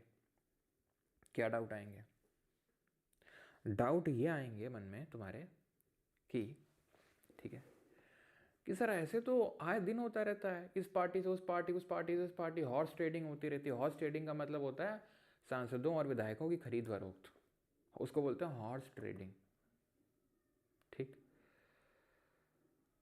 तो ये तो आए दिन होता रहता है, तो डिफेक्शन क्यों नहीं होता है। पहला, merger is an exception under this defection, यानी कि अगर पार्टी के 2/3 लोग एक पार्टी को छोड़ के चले जाएं तो फिर उसको डिफेक्शन के तहत डिस्क्वालिफिकेशन नहीं माना जाता। ऐसा माना जाता है कि मेजॉरिटी लोग चाह रहे हैं कि वो पार्टी में ना रहें, 2/3 लोग, लगभग 66 से 67% लोग चाह रहे हैं, तो उस केस में अलाउड है। जैसे कि महाराष्ट्र में हुआ बीजेपी, वो शिवसेना वाले केस में। इनफैक्ट एक नाथ शिंदे ने तो ये क्लेम कर दिया, भैया हम हैं ओरिजिनल वाले शिवसेना, ये तो फर्जी वाले हैं, ये हटना चाह रहे हैं हमसे, हम तो ओरिजिनल वाले हैं। देख रहे हो, हम तो ओरिजिनल वाले हैं, ये है नकली वाले। उद्धव ठाकरे वाला गुट नकली है, ठीक है। तो यहाँ 2/3 वाला मर्जर काम कर गया। और कई जगह, जैसे फॉर एग्जांपल ये वाला एग्जांपल ले लो, यहाँ क्रॉस वोटिंग करी, कांग्रेस वालों ने बीजेपी वाले को वोट कर दिया, चल रहा है मामला चल रहा है, कौन डिसाइड करता है? ये भी तो अपना ही आदमी है ठीक है, चल रहा है मामला। या फिर कई बार जैसे कि एमपी में ये सिंधिया, ज्योतिरादित्य सिंधिया निकल के आए थे, 2/3 तो निकल के नहीं आए थे, तो मर्जर वाला केस तो नहीं था। तो ये क्या करते हैं, पता है क्या करते हैं, ये इस तरीके से इसको एस्केप करते हैं, क्योंकि भैया कानून इनके हाथ में ना। ये पार्टी ज्वाइन नहीं करते हैं, ऐसा नहीं कि एक पार्टी दूसरी उछल गए ना, पहले रिज़ाइन दे देंगे अपनी पार्टी से, रिज़ाइन दे के तब ज्वाइन करते हैं, उस केस में डिफेक्शन नहीं लगता है। तो ये क्या क्या करते हैं, पहले रिज़ाइन मारते हैं अपनी ओरिजिनल पार्टी से, खुद को काइंड ऑफ अलग करते हैं उस पार्टी से, और फिर ज्वाइन कर लेते हैं। और मान लो हो भी गया, कौन डिसाइड करेगा? वो भी तो अपना ही आदमी है जैसे मान लो लोकसभा में कौन डिसाइड करेगा? ओम बिरला। और तुमको लगता है, नहीं तुमको सोच भी सकते हो तुम कि ओम बिरला बीजेपी वाले को डिस्क्वालीफाई कर सकते हैं डिफेक्शन के अंदर? तुम ऐसा सोच भी सकते हो? नहीं नहीं, तुमको क्या लगता है वो करेंगे?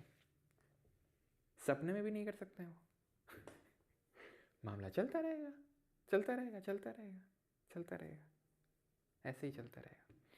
अब तुमको लग रहा है कि उन्होंने रिज़ाइन किया, ठीक है, अब मान लो चली भी गई, मान लो हम बोलते हैं चली भी गई विधायकी सांसदी, अरे किसी और सीट से कोई बाई इलेक्शन करवा के राज्यसभा के रूट के थ्रू फिर भेज देंगे, चिंता मत करवाओ तुम इधर ये सब तो कहने की चीज़ें हैं, डिफेक्शन इफेक्शन। हाँ, अगर अपोजिशन वाला करेगा तो उसको फंसा देंगे, मतलब उसको हटवा देंगे, लेकिन यहाँ जब अपनी साडा सरकार ही आपन है तो काहे की टेंशन, समझ रहे हो? हाँ, वैसे ज़्यादा टेंशन वेंशन नहीं लेने का,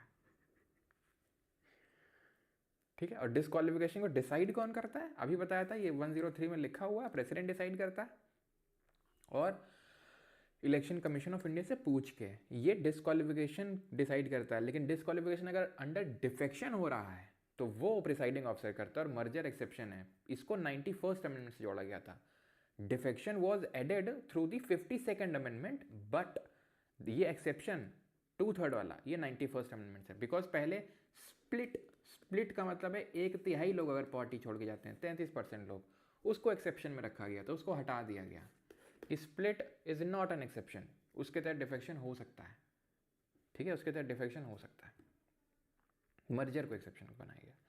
अब आते हैं जो पेनल्टी वगैरह पड़ती हैं, तो मान लो कि कोई अगर ऐसे बैठ गया, वोट कर दिया और वो डिसक्वालीफाइड है या उसने ओथ नहीं ली है, तो भाई ऐसे थोड़ी ना, मतलब वो जा सकते हो। हाँ,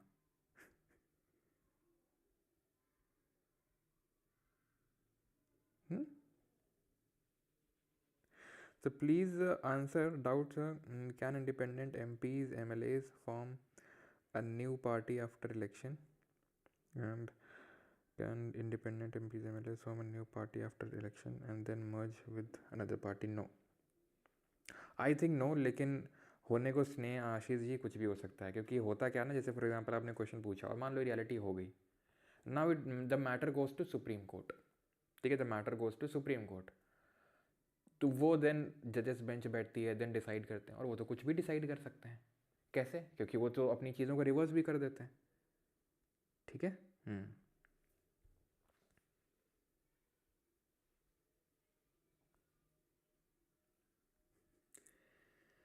तो अगर मान लो कि कोई बैठा और किसी ने वोट दिया, ठीक है, किसी ने कोई बैठा और किसी ने वोट दिया, तो उसका डिस्क्वालिफिकेशन हो जाएगा, ठीक है, डिस्क्वालिफाइड और बिफोर मेकिंग एन ओथ और अफर्मेशन अंडर आर्टिकल नंबर 99, ठीक है, क्योंकि अगर अंडर आर्टिकल नंबर 99 हमने पढ़ा था ओथ और अफर्मेशन के बारे में, तो क्या होगा अगर वो डिस्क्वालीफाइड है? भाई ऐसे थोड़ी ना चले जाओगे, पूरा 500 रुपये का जुर्माना देना पड़ेगा पर डे के हिसाब से, ऐसे थोड़ी ना कि मतलब हाँ 500 रुपये कि भाई 500 रुपये तो तुमसे लेंगे, तुम्हें गरीबी झेलनी पड़ जाएगी। 500 रुपये, देख रहे हो कितना भयंकर चार्ज लगा हुआ है। खैर, अब गरीब लोग हैं यार, उनके लिए इतना ही काफ़ी है। Article 105, powers, privileges and immunities of parliament members, संसद सदस्यों की शक्तियाँ, विशेष अधिकार और उन्मुक्तियाँ, ये दी हुई है इसमें। क्या प्रिविलेजेस हैं? Article 105 clause 1, freedom of speech in parliament, संसद में भाषण की स्वतंत्रता, कुछ भी बोल सकते हैं। मेंबर ऑफ जो पार्लियामेंट है कुछ भी बोल सकते हैं संसद के अंदर।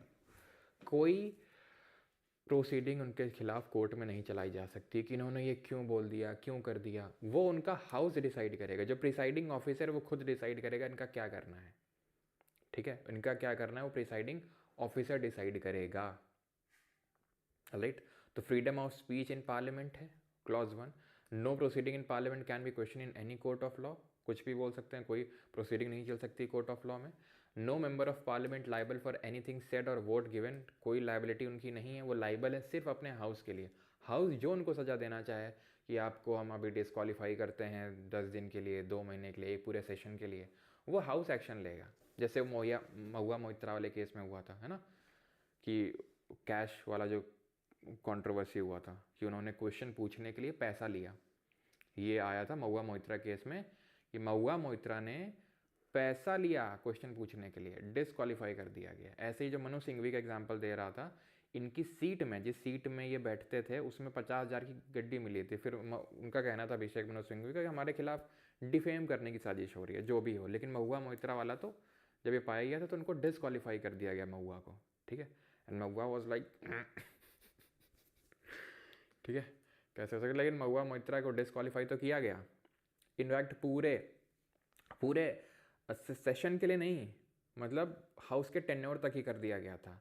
लेकिन किस्मत इतनी अच्छी उनकी कि चुनाव भी तुरंत हो गए कुछ ही महीनों बाद, और फिर से चुनाव जीत के आ गई, क्योंकि वो लोकसभा का 17वीं लोकसभा का अंत ही चल रहा था और तभी उनको डिसक्वालीफाई किया गया कि उन्होंने क्वेश्चन पूछने के लिए पैसा लिया।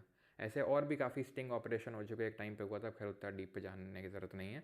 लेकिन इस तरीके से भी वो हाउस खुद से डिसक्वालीफाई कर सकता है जब तक के लिए करना चाहे, वो प्रिसाइडिंग ऑफिसर करेगा, खुद से करेगा। ठीक है, 105 clause 3, MPs enjoy protection from civil arrest during a session and 40 days before and after the session। यानी कि सिविल अरेस्ट इनकी नहीं हो सकती है अगर सदन चल रहा है उस समय, और सदन के 40 दिन पहले और सदन के 40 दिन बाद तक। अगर हाउस सेशन में है तब सेशन के 40 दिन पहले और 40 दिन बाद तक इनकी सिविल अरेस्ट नहीं हो सकती, क्रिमिनल हो सकती है। सिविल और क्रिमिनल में अंतर बताया था। सिविल में जैसे टैक्स हो गया, मैरिज एंड डाइवोर्स हो गया, ये सब। ठीक, किसी को डिफेमेशन हो गया वो सिविल हो जाएगा। क्रिमिनल है मर्डर, चोरी, ये सब। ओके, आगे बढ़ते हैं। सैलरी अलाउंस, सरकारी साडी आप है, ठीक है, खुद ही डिसाइड करते हैं। अब यहाँ से शुरू करेंगे लेजिस्लेटिव प्रोसीजर, विधायी प्रक्रियाएं, किस तरीके से कानून बनता है। बिल लाना पड़ता है उसके लिए। पहले बिल 3 तरीके के हो सकते हैं। संवैधानिक संशोधन विधेयक यानी constitutional amendment bill, ordinary bill यानी साधारण विधेयक, और फाइनेंस बिल यानी वित्तीय विधेयक, जिसके तहत ही मनी बिल आता है, आपका धन विधेयक आता है। ओके, इसको अभी थोड़ा सा होल्ड करेंगे। इसको भी मैंने कोई ऐसा भी डिटेल में पढ़ाया नहीं है, लेकिन इसको होल्ड करेंगे। हम ऑर्डिनरी और फाइनेंस पे पहले आएंगे, फिर देखेंगे इफ़ टाइम परमिट्स, नहीं तो फिर हम किसी और क्लास में करेंगे इसको डिटेल में, क्योंकि उतना बड़ा भी नहीं है ये। ऑर्डिनरी बिल पे आते हैं। ठीक है, तो हम यहाँ से लेजिस्लेटिव प्रोसीजर शुरू कर रहे हैं आर्टिकल नंबर 107 से। सबसे पहले हम देखेंगे ऑर्डिनरी बिल क्या होता है। तो ऑर्डिनरी बिल को 2 तरीके के होते हैं, तो पब्लिक और प्राइवेट बिल। प्राइवेट वो होता है जो कोई प्राइवेट मेंबर लेके आता है, और पब्लिक मेंबर बिल वो होता है जो कोई मिनिस्टर लेके आता है। अब मिनिस्टर और प्राइवेट मेंबर में डिफरेंस मत पूछना, कल ही बताए थे, जो मिनिस्टर नहीं है वो प्राइवेट मेंबर है। ठीक, इसको 1 वीक प्रायर नोटिस देना होता है ये बिल लाने के लिए, और इसको 1 महीने का नोटिस देना होता है बिल लाने के लिए। ठीक है, 1 महीने का टाइम इसको लगता है बिल को लाने के लिए, और पब्लिक वाले को, मिनिस्टर को, सिर्फ 1 हफ्ता। ठीक है, और मैं आपको बता दूं प्राइवेट वाले, प्राइवेट का मतलब हो गया कोई मिनिस्टर नहीं है, ठीक है, सरकार का नहीं है, ये जनरली पास होते भी नहीं है। ऐसा नहीं कि होंगे ही नहीं, लेकिन पहली बात तो कंसिडर ही नहीं किए जाते हैं, कंसिडर किए भी जाते हैं। क्यों? क्योंकि अगर ये पास हो रहा है इसका मतलब ये हो जाएगा कि भाई सरकार काम नहीं कर रही है, ऑपोजिशन को बिल लाने पड़ रहे काम करने के लिए। ठीक है, ऑपोजिशन को काम करना पड़ रहा है।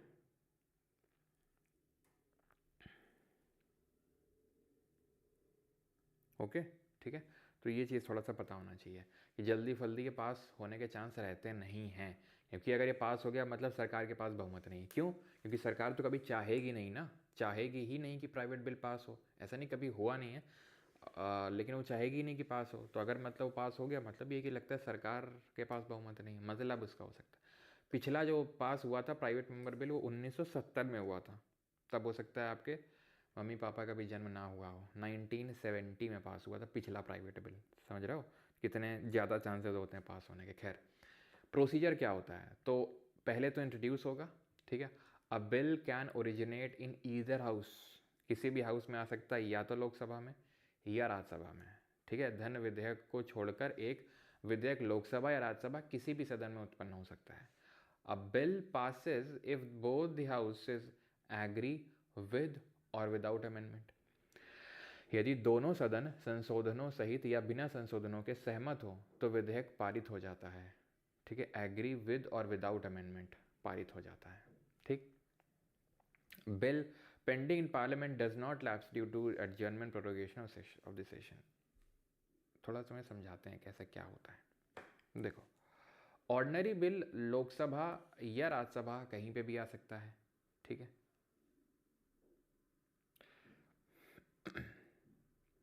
देखो समझो, यहाँ पर ये लिखा हुआ है it can originate in either house, ठीक है। आजकल हाथ ठंडे बहुत हो जाते हैं यार, गर्म करना पड़ता है बीच बीच में, ये लिखा नहीं आता है। तुम लोग तो बढ़िया हाथ डाल के रखते हो अंदर एकदम रजैया वजैया में, क्यों? धूप वूप में कुछ लोग तो बैठे क्लास ले, कितने लोग बैठे हैं धूप में अभी। तो it can originate in either house, किसी भी हाउस में आ सकता है। If both the houses pass the bill it goes to president for his assent, और डेडलॉक हो जाता है तो जॉइंट सिटिंग बुलाता है। समझो बताना क्या चाह रहा हूँ मैं, तुम यहाँ समझो एकदम खुले में, एकदम है ना, खुला माहौल है यहाँ पर, पूरा वेवी माहौल है। तो लोकसभा और राज्यसभा कहीं पे भी बिल आ सकता है। पहली बात, एग्जाम्पल ले लेते हैं कि लोकसभा में आया, ठीक है, इंट्रोड्यूस हुआ, लोकसभा से गया राज्यसभा के पास, राज्यसभा ने पास कर दिया इसको, गया प्रेसिडेंट के पास। अब प्रेसिडेंट क्या करता है वो बात की बात है। लोकसभा से गया राज्यसभा के पास, राज्यसभा ने बोला मज़ा नहीं है, लोकसभा देख लो थोड़ा सा, ये चेंजेस कर लो, बदलाव कर लो। लोकसभा ने बोला ठीक है यार अब तुम बोल रहे हो तो कर ही लेते हैं, चलो। राज्यसभा ने बोला यार देखो यार ये चेंजेस कर लो यार। लोकसभा बोलता है सोच भी कैसे सकते हो तुम, मैंने कि उसने नहीं उसको चेंजेस को एक्सेप्ट किया। लोकसभा से राज्यसभा के पास बोल गया, राज्यसभा ने बोला सोच भी कैसे सकते हो, ये क्या बात कर रहा है, ठीक है, कि ये बिल तो नहीं पास हो सकता है, ठीक है। राज्यसभा ने मना कर दिया, या राज्यसभा सो रही है बैठ के तुम्हारी तरीके 6 महीने तक, एग्जाम्पल ले रहा हूँ, वो राज्यसभा से लोकसभा में भी हो सकता है, तो 6 महीने तक दूसरे हाउस ने कोई रेस्पॉन्ड ही नहीं दिया बिल में। ये 3 केसेस में होता है डेडलॉक। क्या होता है? डेडलॉक। और इसको रिजॉल्व करवाने के लिए president summons a joint sitting, एक संयुक्त बैठक बुलाता है। आओ दोनों से लड़ कह रहे हो आपस में, आओ दोनों लोग मिल के बैठ के बात करते हैं। और जब मिल के बैठ के बात करते हैं तो उसको कौन प्रिसाइड करता है जॉइंट सिटिंग को? Speaker of Lok Sabha. और लोकसभा के रूल्स के हिसाब से ही वो चलती है। तो जो अध्यक्ष है लोकसभा का वो संयुक्त बैठक की अध्यक्षता करेगा, और अगर वो नहीं होगा तो लोकसभा का जो डेप्यूटी स्पीकर होगा, उपाध्यक्ष होगा, वो उसको प्रिसाइड करेगा। और अगर वो भी नहीं होगा तो राज्यसभा का डेप्यूटी चेयरमैन प्रिसाइड करेगा, उपाध्यक्ष होगा अध्यक्ष राज्यसभा का, यानी कि chairman of Rajya Sabha can never preside a joint sitting because he is not the member of the either house. ना तो वो लोकसभा का मेंबर है ना तो वो राज्यसभा का मेंबर है, तो कभी प्रिसाइड नहीं कर सकता है। For this reason, for the same reason only, he can not vote during the first instance also when is removal procedure is under consideration. अगर रिमूवल अंडर कंसिडरेशन होता है, प्रिसाइडिंग ऑफिसर को यहाँ पे आके बैठ जाना होता है, वो प्रिसाइड नहीं कर सकता है, तो कास्टिंग वोट की जगह वोटिंग एट फर्स्ट इंस्टेंस आ जाता है। लेकिन इसके पास तो फर्स्ट इंस्टेंस कभी नहीं रहता, क्योंकि vice president who is the chairman of the Rajya Sabha is not a member of the other house of the parliament, तो इसीलिए उसके पास वोटिंग पावर नहीं है, इसीलिए वो जॉइंट सिटिंग को कभी प्रिसाइड नहीं कर सकता। और जॉइंट सिटिंग हमने कहाँ से ली है? तो ऑस्ट्रेलिया, ठीक है, ऑस्ट्रेलिया। ट्रा से ट्रेड एंड कॉमर्स हो गया, एस से सिटिंग हो गया जॉइंट सिटिंग, और एल से लिस्ट हो गया। क्या हो गया? लिस्ट। लिस्ट मतलब कॉन्करेंट लिस्ट, समवर्ती सूची। तो ये 3 चीज़ें हमने ली हैं कहाँ से? Australia constitution. समझ में आया? ठीक है, समझ में आया ये कि कब डेडलॉक होता है? ये बिल लैप्स क्या लिखा हुआ है? What is this bill lapse? ये जो बिल है 107 क्लॉज 3 और यहाँ लिखा हुआ, ध्यान समझो, कुछ नहीं। ये बोल रहा है कि जैसे मान लो कोई बिल आया, उदाहरण के तौर पे मान लेते हैं चंडीगढ़ को GUT है, उसको एक LG देना है, एक बिल आया है, ऐसा बिल आया, गवर्नमेंट लेके आई bill, winter session of parliament में, जो कि 1 दिसंबर से शुरू हो रहा है, और वो 19 दिसंबर तक चलेगा चलेगा चलेगा चलेगा। अब 19 दिसंबर के बाद क्या होगा, हाउस जो है प्रोरोग हो जाएगा, सत्र अवसान हो जाएगा, वो सत्र खत्म हो जाएगा। क्या वो बिल मर जाएगा? उत्तर है ना। अगर मान लो किसी दिन कोरम नहीं है और स्पीकर ने हाउस को एडजॉर्न कर दिया, प्रिसाइडिंग ऑफिसर ने, क्या वो बिल मर जाएगा? ना। तो कब मरेगा, कब लैप्स होगा? अगर अगर ये हो जाए, क्या हो जाए, अगर लोकसभा डिसॉल्व हो जाए तो। अगर लोकसभा डिसॉल्व हो जाए तो कैसे? अगर बिल, ध्यान से सुनना, लोकसभा में इंट्रोड्यूस हुआ और वहीं पे पेंडिंग भी है बिल, और अगर लोकसभा डिसॉल्व हो गई 5 साल बाद या फिर कभी भी, बिल मर जाएगा। बिल अगर लोकसभा में ओरिजिनेट हुआ था, इंट्रोड्यूस हुआ था और वहीं पे पेंडिंग राज्यसभा के पास पहुंचा तक नहीं, मर जाएगा। दूसरा, बिल लोकसभा में इंट्रोड्यूस हुआ और पेंडिंग इन राज्यसभा, यहाँ क्या था, लोकसभा में पेंडिंग था, ये राज्यसभा में गया और वहाँ पेंडिंग था, ये भी मर जाएगा। क्या बात कर रहे हो? हाँ, लैप्स हो जाएंगे। कौन से लैप्स नहीं होंगे? नहीं होंगे, कौन से नहीं होंगे? तो अगर राज्यसभा में ओरिजिनेट हुआ है, ये लिखा होगा फैटमैन में क्लियरली, राज्यसभा में अगर ओरिजिनेट हुआ और वहीं पे पेंडिंग है तो लैप्स नहीं होगा। अगर लोकसभा में ओरिजिनेट हुआ है और लोकसभा में पेंडिंग है, लैप्स। लोकसभा में ओरिजिनेट हुआ है और राज्यसभा में पेंडिंग है तो भी लैप्स। लेकिन अगर राज्यसभा में ओरिजिनेट है और वहीं पेंडिंग है, डू नॉट लैप्स। अगर प्रेसिडेंट ने ज्वाइंट सिटिंग बुलाई थी, डू नॉट लैप्स। ठीक है, अगर प्रेसिडेंट ने ज्वाइंट सिटिंग बुलाई थी, डू नॉट लैप्स। दोनों हाउसेज ने पास कर दिया था लेकिन राष्ट्रपति के पास पहुंचा नहीं था, यानी एसेंट इज रिमेनिंग, बस राष्ट्रपति की सहमति बाकी है, डू नॉट लैप्स। कोई एक याद कर लो कि किसमें लैप्स करता है और किसमें नहीं, बस। जैसे फॉर एग्जांपल इतना याद कर लो भैया, देखो तुमको इसमें तो याद करने में कोई दिक्कत नहीं होगी कि अगर जॉइंट सिटिंग बाकी है, यानी कि दोनों हाउस ने पास कर दिया एक तरीके से, फिर दोनों हाउस ने पास कर दिया, राष्ट्रपति की सहमति बाकी है, वो तो ऐसे नहीं लैप्स हो सकता क्योंकि दोनों हाउस ने सहमति दे दी थी, इतनी जल्दी तो पहुंच गया था, एंड स्टेज में ही है। यहाँ पे राष्ट्रपति ने ज्वाइंट सिटिंग बुला ली थी, वो भी लैप्स नहीं होगा। और ये वाला एक और याद कर लो कि राज्यसभा में ओरिजिनेट हुआ और वहीं पेंडिंग है। बाकी कुछ भी तुमसे पूछ ले, जैसे मैंने तो ऐसे याद कर रखा था अपने लिए कि भाई ये 3 मैं केसेस अपने दिमाग में याद रखूंगा, इसके अलावा जो भी पूछ लेगा सीधे उसको लैप्स करवा दूंगा, खत्म बात, खत्म बात। Okay sir, article 12 little bit connect with corruption and cheating, तो क्या मतलब? स्पैम मत किया करो यार, ठीक है, स्पैम मत किया करो। क्या लिटिल बिट मतलब कैसे करप्शन और चीटिंग से रिलेटेड है? Repeat sir. अच्छा देखो बेटा, बिल कोई आता है, बिल ध्यान देना, बिल कोई आता है हाउस में, फिर वो दूसरे हाउस में टपक के जाता है, फिर वो राष्ट्रपति के पास जाता है और वो बिल एक्ट बन जाता है, इम्प्लीमेंट होता है, लॉ बन जाता है, कानून बन जाता है, यानी विधेयक कानून बन गया, बन गया। हमने पहले पढ़ा कि स्टेजेस क्या होती हैं, ठीक है, तो स्टेजेस नहीं हमने पढ़ा, हमने ये पढ़ा कि प्रोसीजर क्या होता है। स्टेजेस तो उसमें फर्स्ट रीडिंग होती है, सेकंड रीडिंग होती है, थर्ड रीडिंग होती है, देन फिर दूसरे हाउस में जाता है, फिर वहाँ तो वो पूरा स्टेप्स होते हैं जिसमें हमें डीप टेल में नहीं जाना है। कि पहली रीडिंग होती है, बिल को इंट्रोड्यूस किया जाता है, गैजेट में पब्लिश किया जाता है, सारे न्यूज़पेपर्स वगैरह में भी आता है, वो गैजेट में पब्लिश होता है, ऑफिशियल गैजेट में, वेबसाइट वगैरह में, तो लोग भी देख सकते हैं क्या, लेकिन लोगों को कहाँ पड़ी इतनी परवाह, लोगों को कहाँ इतनी परवाह पड़ी कि वो बिल के बारे में देखेंगे, बिल सही नहीं है, ठीक है। तो खैर तभी तो उन्होंने अपने इलेक्टेड रिप्रेजेंटेटिव्स को वहाँ भेजा है, ऑलराइट। तो उतना डिटेल में नहीं जाना हमने क्या पढ़ा कि बिल किसी भी हाउस में आ सकता है, ठीक है, और डेडलॉक कब हो सकता है, डेडलॉक तब हो सकता है जब दूसरे हाउस में गया और दूसरे हाउस ने मना कर दिया कि हमें नहीं सही लगा, या दूसरे हाउस ने जो रिकमेंडेशन दी वो पहले हाउस को मंजूर नहीं है, या 6 महीने तक कोई रिस्पॉन्ड ही नहीं किया दूसरे हाउस ने, तो डेडलॉक हो जाता है। डेडलॉक में प्रेसिडेंट जॉइंट सिटिंग बुला सकता है। जॉइंट सिटिंग लोकसभा के रूल्स के हिसाब से चलती है और लोकसभा का स्पीकर उसकी प्रिसाइडिंग करता है, और अगर वो नहीं तो डिप्टी स्पीकर, वो नहीं है तो डिप्टी चेयरमैन ऑफ राज्यसभा, ठीक। आज तक 3 बार हुई है, आज तक 3 बार हुई है। Dowry prohibition bill 1960, banking services commission bill 1977 और प्रिवेंशन ऑफ टेररिज्म बिल 2002, 3 बार हुई है, ठीक। ऐसे याद कर लो, एक टेररिस्ट था, ठीक है, उसने बैंक का एग्ज़ाम लिखा और डाउरी मिली उसे, इस तरीके से, ठीक। तो आज तक 3 बार हुई। फिर मैंने आपको ये बताया कई बार बिल मर जाता है, लैप्स हो जाता है, समाप्त हो जाता है। क्यों हो जाता है ऐसा? क्या एडजर्न होगा हाउस तब हो जाएगा? ना। क्या प्रोरोग हो जाएगा, सत्रावसान हो जाएगा तब? ना। तो कब होगा? कब होगा फिर? अगर इस केसेस में हो जाएगा। या फिर मैंने आपको बताया कि कब नहीं होगा वो याद कर लो, तो जो भी आएगा इसके अलावा उसमें हो जाएगा।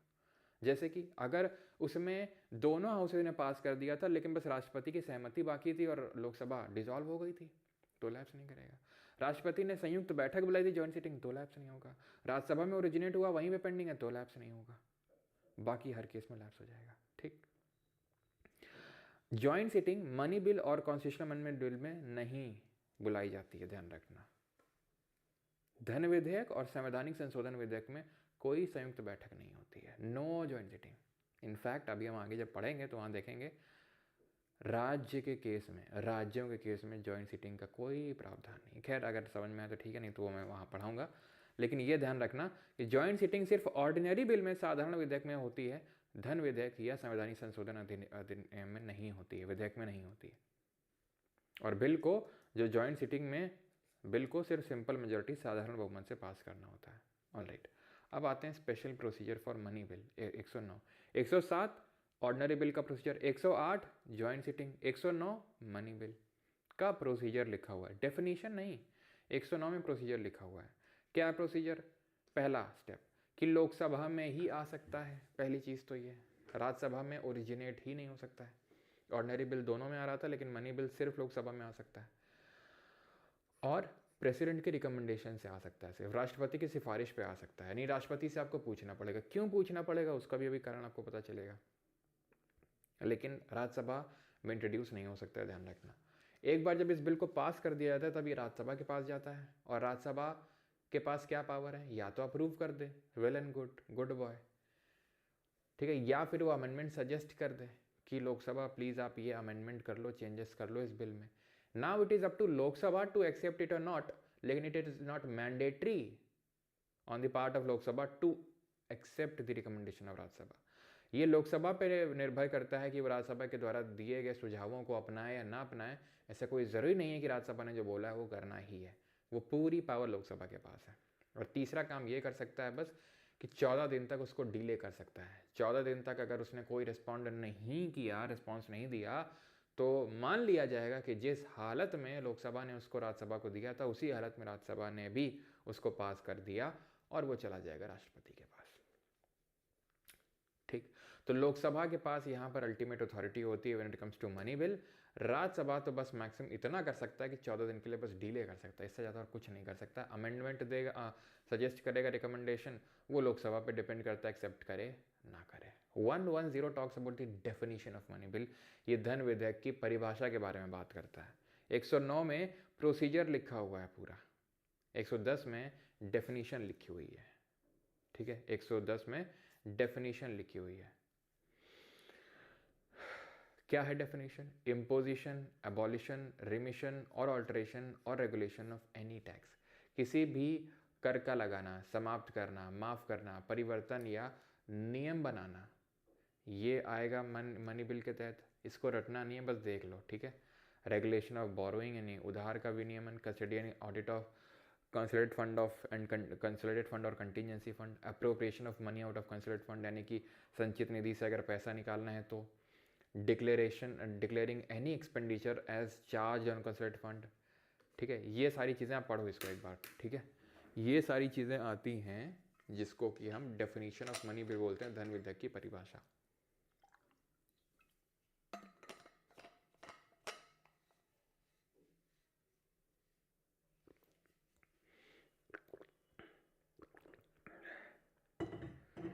ठीक है,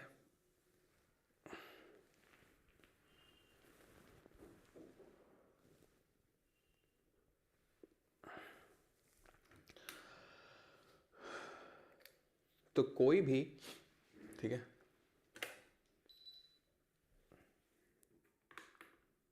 ठीक है, तो कोई भी विधेयक जो इन मैटर से डील करता होगा, एनी बिल जो इन मैटर से डील करेगा उसको हम बोलेंगे मनी बिल, ठीक। And who decides a bill is a money bill और नॉट? क्यों? क्योंकि सरकार तो हमेशा यही चाहेगी कि सारे अधिनियम, सारे विधेयक, सारे बिल मनी बिल ही हों। क्यों? क्योंकि सरकार के पास तो बहुमत है लोकसभा में, तभी तो वो सरकार है। बहुमत ना होती तो सरकार ही क्यों? तो सरकार के पास बहुमत है कहाँ? लोकसभा में। तो लोकसभा में तो उसको कोई दिक्कत नहीं है। दिक्कत आती राज्यसभा में, क्योंकि वहाँ पर प्रोपोर्शनल रिप्रेजेंटेशन से हुआ है। एक चीज़ मैं आपको यहाँ बताना चाहूँगा, जब अभिषेक मनु सिंघवी वाला तुमको उदाहरण दिया था हमने तो वहाँ पे एक चीज़ तुम्हें बताई थी, एंड दैट वाज कि क्रॉस वोटिंग हो गई। ये पता कैसे चला क्रॉस वोटिंग हो गई? क्योंकि जब राज्यसभा में मतलब काइंड ऑफ जब आपको वोट देना होता है, तब अपनी पार्टी को दिखाना होता है आपको कि आप किसको वोट दे रहे हैं। सीक्रेट बैलेट के तहत तो होता है, लेकिन इतना भी सीक्रेट नहीं होता है। राष्ट्रपति के चुनाव में और उपराष्ट्रपति के चुनाव में डिफेक्शन नहीं चलता है, डिफेक्शन लागू नहीं होता है। क्यों? क्यों नहीं होता? एक सेकंड,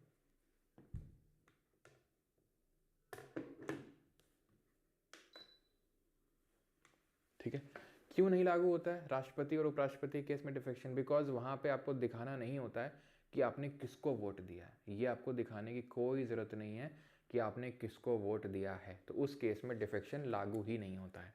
राज्यसभा केस में होता है, सीक्रेट होता है, लेकिन इतना भी सीक्रेट नहीं होता है, ठीक है। स्पीकर का डिसीजन फाइनल होता है इस रिस्पेक्ट में कि कोई बिल मनी बिल होगा या नहीं होगा, ठीक है। कोई भी बिल मनी बिल होगा या नहीं होगा, किसका डिसीजन फाइनल है? स्पीकर का। तो अभी मैंने आपको क्या बताया कि सरकार तो हमेशा यही चाहेगी कि कोई भी बिल मनी बिल के तौर से पास हो, क्योंकि वहाँ पे तो बहुमत है और लोकसभा का अपर हैंड होता है मनी बिल में। यही हुआ 2017 में, 2017 में यही हुआ। आधार को इंट्रोड्यूस किया गवर्नमेंट ने और बोल दिया कि एक मनी बिल है। क्या समझे आप? आधार को गवर्नमेंट ने इंट्रोड्यूस किया एज अ मनी बिल के तौर पे पास कर दिया गया।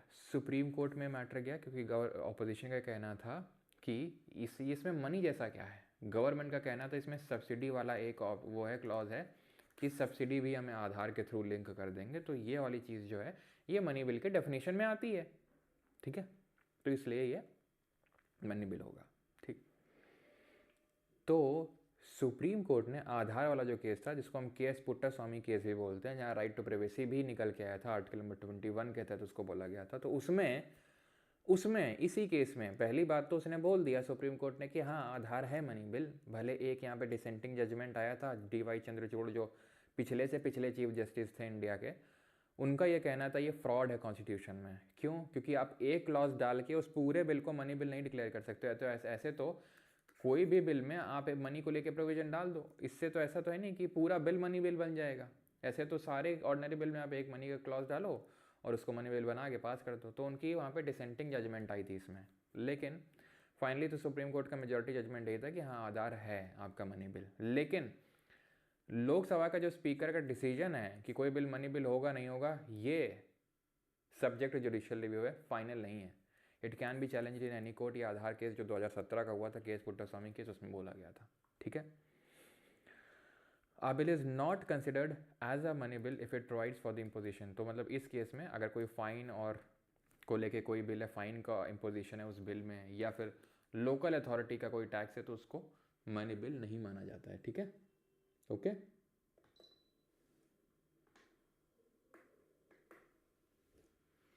ऑलराइट, समझ में आया आपको ये? ऑलराइट, आगे बढ़ते हैं।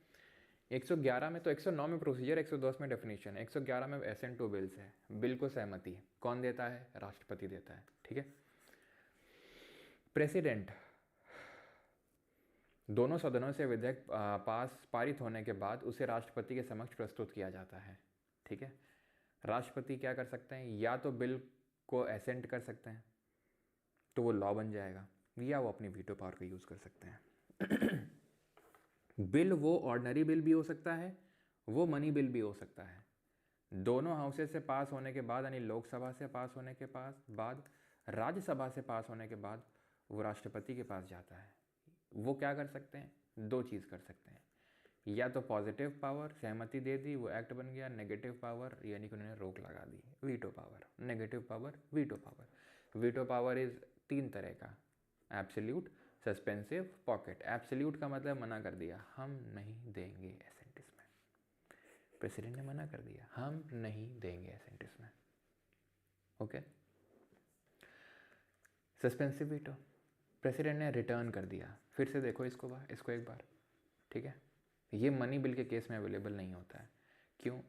क्योंकि इसको पूछ के लाया गया है राष्ट्रपति से, इसीलिए पूछ के लाया गया था क्योंकि मनी बिल बहुत इंपॉर्टेंट होते हैं, ये मनी से डील करते हैं, तो मनी रुकना नहीं चाहिए। अगर मनी बिल रुक गया तो फिर तो गवर्नमेंट का स्रोत रुक जाएगा, ऐसे तो फिर गवर्नमेंट को जो खर्चे हैं वो रुक जाएंगे। तो इसलिए प्रेसिडेंट से पूछ के लाया जाता है ताकि वो बिल पे अड़ंगा न अड़ा सके, इसलिए। ठीक, क्लियर है यहाँ तक? एब्सोल्यूट का मतलब है रिजेक्ट कर देना, सस्पेंसिव का मतलब है रिटर्न कर देना, लेकिन जो रिटर्न आएगा यानी कि दोबारा जो लौट के आएगा उसमें तो एसेंट देनी ही पड़ेगी। किसको? प्रेसिडेंट को, अगर रिटर्न होके फिर से आ गया तो। पॉकेट है कि उस पर कोई एक्शन ले ही नहीं है प्रेसिडेंट, भाई ये तो रिस्पॉन्स ही नहीं कर रहा है, वैसा टाइप, ठीक है। No time limit to act, संविधान में कहीं पे भी कार्रवाई करने की कोई समय सीमा नहीं है, कहीं नहीं लिखा है कि प्रेसिडेंट को महीने में, 2 महीने में, 1 साल के अंदर एसेंट देनी पड़ेगी। इसलिए प्रेसिडेंट उसको अगर पॉकेट कर लेगा यानी कि अगर उसको रख लेगा बिना रिस्पॉन्ड किए हुए तो वो बिल धीरे धीरे ख़त्म हो जाएगा अपने आप, कोई रिस्पॉन्ड नहीं कर रहा। एक बार प्रेसिडेंट ने यूज़ किया 1986 में Indian post office amendment bill में, ज्ञानी जैल सिंह ने इसको वीटो कर लिया था क्योंकि उनका ये सोचना था कि भाई ये लोगों की प्राइवेसी को वो अफेक्ट कर रहा है। भले उस टाइम पे राइट टू प्राइवेसी ऐसा कोई फंडामेंटल राइट नहीं बना था, तो 2017 में देखा हमने, लेकिन फिर भी उनका ये मानना था कि ये प्राइवेसी को बहुत अफेक्ट करेगा। ज्ञानी जैल सिंह का ऐसा मानना था, तो इसलिए उन्होंने पॉकेट कर लिया। फिर गवर्नमेंट ने कभी इसको रीइंट्रोड्यूस किया नहीं, वैसे वो कर सकते हैं लेकिन किया नहीं, इसलिए कभी ये इफेक्ट में आया नहीं। तो 3 तरीके के वीटो हैं, ठीक। अच्छा, जो यूएस का प्रेसिडेंट होता है उसके लिए क्योंकि टाइम लिमिट होती है, उसको रेस्पॉन्ड करना होता है, इसीलिए हम बोल देते हैं कि जो इंडियन प्रेसिडेंट की जो पॉकेट है वो डीप है एज़ कम्पेयर टू यूएसए का प्रेसिडेंट, कि वो डीप है मतलब वो चला गया अगर उसकी पॉकेट में तो कहाँ जाके कहाँ तक जाएगा कुछ नहीं पता, ठीक है, ओके। और प्रेसिडेंट के पास कोई वीटो नहीं होता है कॉन्स्टिट्यूशनल अमेंडमेंट बिल में। बिल 3 तरीके के होते हैं, ordinary, money, constitutional amendment. President कोई भी वीटो यूज़ कर सकता है ऑर्डिनरी बिल के केस में, प्रेसिडेंट सस्पेंसिव वीटो नहीं यूज़ कर सकता है मनी बिल के केस में, प्रेसिडेंट कोई भी वीटो यूज़ नहीं कर सकता है कॉन्स्टिट्यूशनल अमेंडमेंट बिल के केस में। ऐसा 24th अमेंडमेंट ऑफ 1971 ने इंदिरा गांधी का जब टेन्योर था तब कहा था कि जो प्रेसिडेंट है वो अपना वीटो पावर लिमिटेड रखें ऑर्डिनरी बिल के केस तक और मनी बिल के केस तक, यहाँ पे मत लाएं उसको, ठीक है, यानी यहाँ सहमति देनी ही पड़ेगी। अब आते हैं budget, annual financial statement, because ये भी एक तरह का मनी बिल है, ठीक है। चलो, president shall cause to be laid before both the houses a statement of estimated receipts and expenditure. राष्ट्रपति दोनों सदनों के समक्ष अनुमानित प्राप्तियों और व्ययों का विवरण प्रस्तुत करवाएंगे, ठीक। तो ये बजट है आर्टिकल 112, लेकिन यहाँ बजट वर्ड कहीं भी कॉन्स्टिट्यूशन में नहीं लिखा है। कॉन्स्टिट्यूशन में क्या लिखा है? Annual financial statement. क्या लिखा है? Annual financial statement. यहाँ बजट वर्ड मेंशन ही नहीं है। वार्षिक वित्तीय विवरण किसके नाम पे रखा जाता है? रखता कौन है?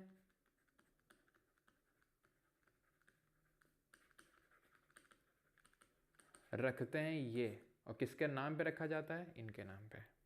प्रिपेयर कौन करता है? डिपार्टमेंट ऑफ इकोनॉमिक अफेयर्स इसको प्रिपेयर करता है बजट को, जिसको अगेन एनुअल फाइनेंशियल स्टेटमेंट के तौर पे लिखा गया है। कॉन्स्टिट्यूशन में कहीं बजट वर्ड लिखा ही नहीं है। एस्टिमेटेड रेसीट, रेसीट का मतलब है प्राप्तियां, कितना पैसा आया। एक्सपेंडिचर का मतलब है कितना पैसा खर्च होगा। कितना पैसा आएगा और कितना पैसा खर्च होगा अगले फाइनेंशियल ईयर में। फाइनेंशियल ईयर मतलब वित्तीय वर्ष जो कि शुरू होता है 1 अप्रैल से और चलता है 31 मार्च तक, ठीक, क्लियर। बजट कैसे होता है? तो budget department of economic affairs prepare करता है। उसके जो ऑफिशियल्स होते हैं उनको आपने देखा होगा, ये हलवा सेरेमनी होती है, देखा होगा आपने। ये लोग जब बजट प्रिपेयर करते हैं तो इन लोगों को लॉक इन पीरियड में रखा जाता है, जहाँ पर इनके मोबाइल वगैरह सब छुड़ा लिए जाते हैं। इनको एक तरीके से बंद कर दिया जाता है।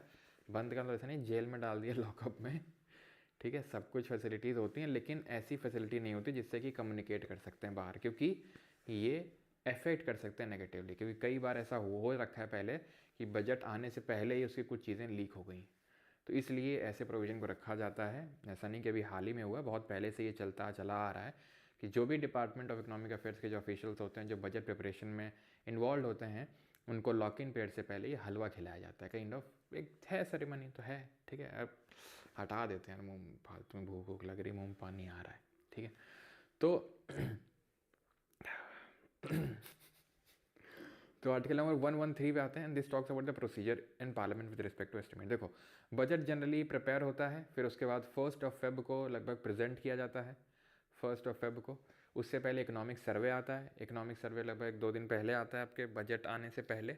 उसमें ये रहता है कि पिछले साल गवर्नमेंट ने कैसा क्या परफॉर्म किया है ना, कैसा क्या परफॉर्मेंस रही गवर्नमेंट की, वो सब रहता है उसमें इकोनॉमिक सर्वे में।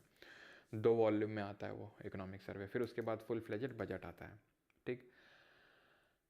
आर्टिकल 113 में प्रोसीजर लिखा हुआ है in parliament with respect to estimate. No expenditure from consolidated fund of India be done except by the authorisation of parliament. क्या है ये? देखो, एक्सपेंडिचर 2 तरीके के होते हैं, खर्चे जो देखो ध्यान समझना, कंसोलिडेटेड फंड ऑफ इंडिया जो लिखा हुआ ये है क्या? ये वो है जहाँ पे पैसा आता है, जो हम लोग टैक्स वैक्स भरते हैं, सारा पैसा ही जाता है। ये गवर्नमेंट की तिजोरी है। गवर्नमेंट बिना पार्लियामेंट के परमिशन के इस तिजोरी से पैसा नहीं निकाल सकती है। खर्चे करने के लिए पैसे निकाले जाते हैं। खर्चे 2 तरीके के हो सकते हैं। देखो, बजट को तो पहले यार प्रेजेंट किया जाता है,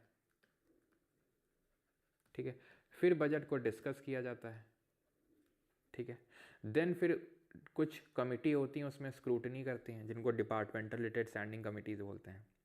देन उसमें वोटिंग होती है। वोटिंग उसको बोलते हैं voting on demand for grants. Voting on demand for grants. फिर पास होता है अप्रोप्रिएशन बिल, विनियक विधेयक बोलते हैं इसको।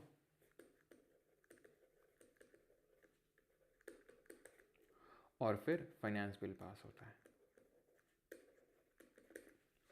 प्रेजेंट हो गया बजट 1 फरवरी को, फिर डिस्कशन हुआ, फिर कुछ दिन के लिए हाउस को एडजर्न कर दिया गया, तब तक कुछ कमेटी उसको स्क्रूटनी करती हैं, फिर वोटिंग चलेगी ऑन डिमांड फॉर ग्रांट। मतलब हर मिनिस्ट्री बोलेगी हमें पैसा चाहिए, कोई बोलेगी 10,000 करोड़ चाहिए, कोई 20,000 करोड़, कोई 1,00,000 करोड़, इस तरीके से सब मांगेंगे, उसको बोलते हैं ग्रांट। उस पर वोटिंग होती है, लेकिन वोटिंग सिर्फ एक ही तरीके के ग्रांट पे हो सकती है। 2 तरीके के एक्सपेंडिचर होते हैं कंसोलिडेटेड फंड ऑफ इंडिया में। एक तो चार्ज्ड एक्सपेंडिचर होता है और एक मेड फ्रॉम एक्सपेंडिचर होता है।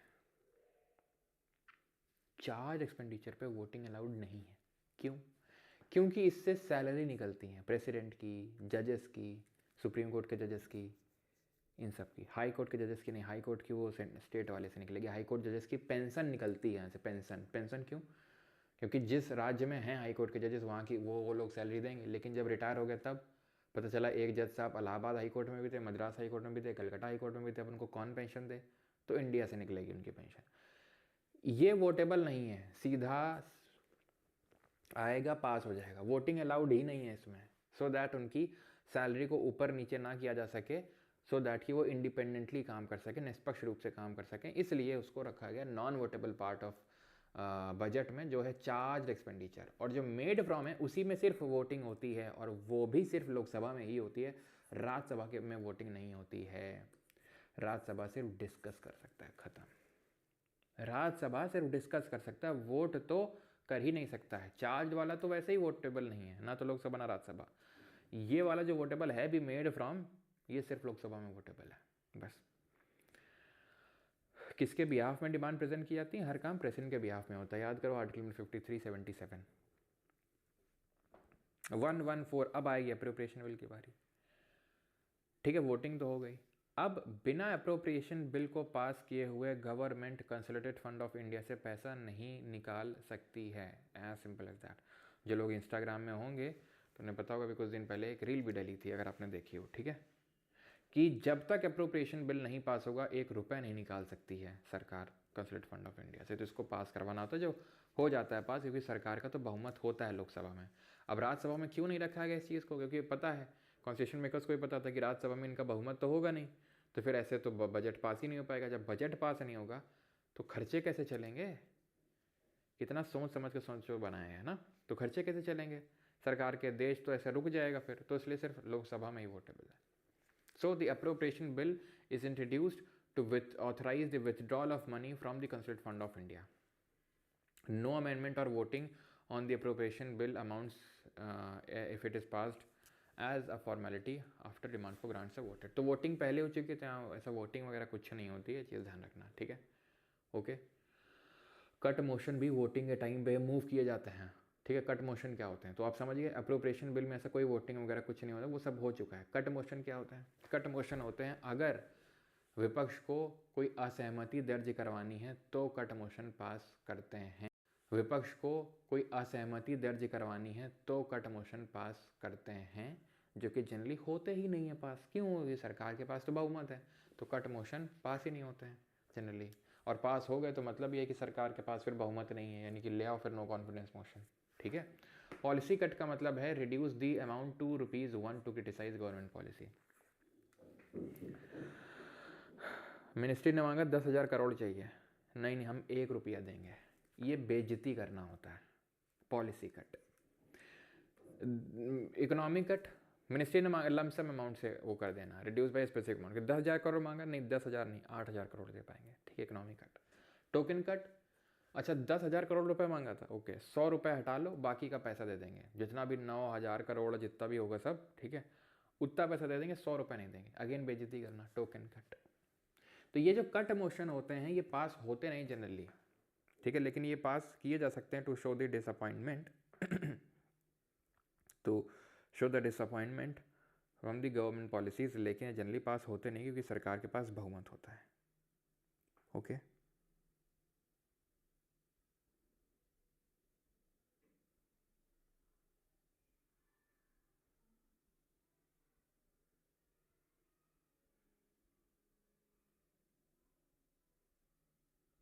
ओके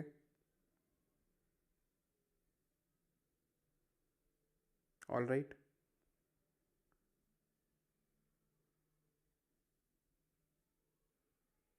कोई फ़ायदा ही मोशंस का फ़ायदा तो उतना नहीं है, ठीक है? लेकिन हाँ फ़ायदा तो है कि अब सर दुखने लगा है तो निकल लो, जिसका सर दुखने लगा है तो वो जा सकता है, बाद में पढ़ सकता है, पार्ट्स में पढ़ सकता है, कोई लोड डालने बात नहीं है, ठीक है?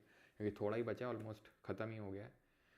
115 में कुछ ग्रांट है, जैसे कि अगर किसी मिनिस्ट्री ने, गवर्नमेंट ने पैसा मांगा है, उसके बाद भी अगर उसको पैसे की ज़रूरत पड़ जाए तो वो ये होता है, सप्लीमेंट्री ग्रांट होते हैं। Granted when the amount authorise by the, जितना पैसा ऑथराइज़ किया गया बाद में लगा कि इनसफिशेंट है तो और पैसे निकाला जा सकता है सप्लीमेंट्री ग्रांट को लाके।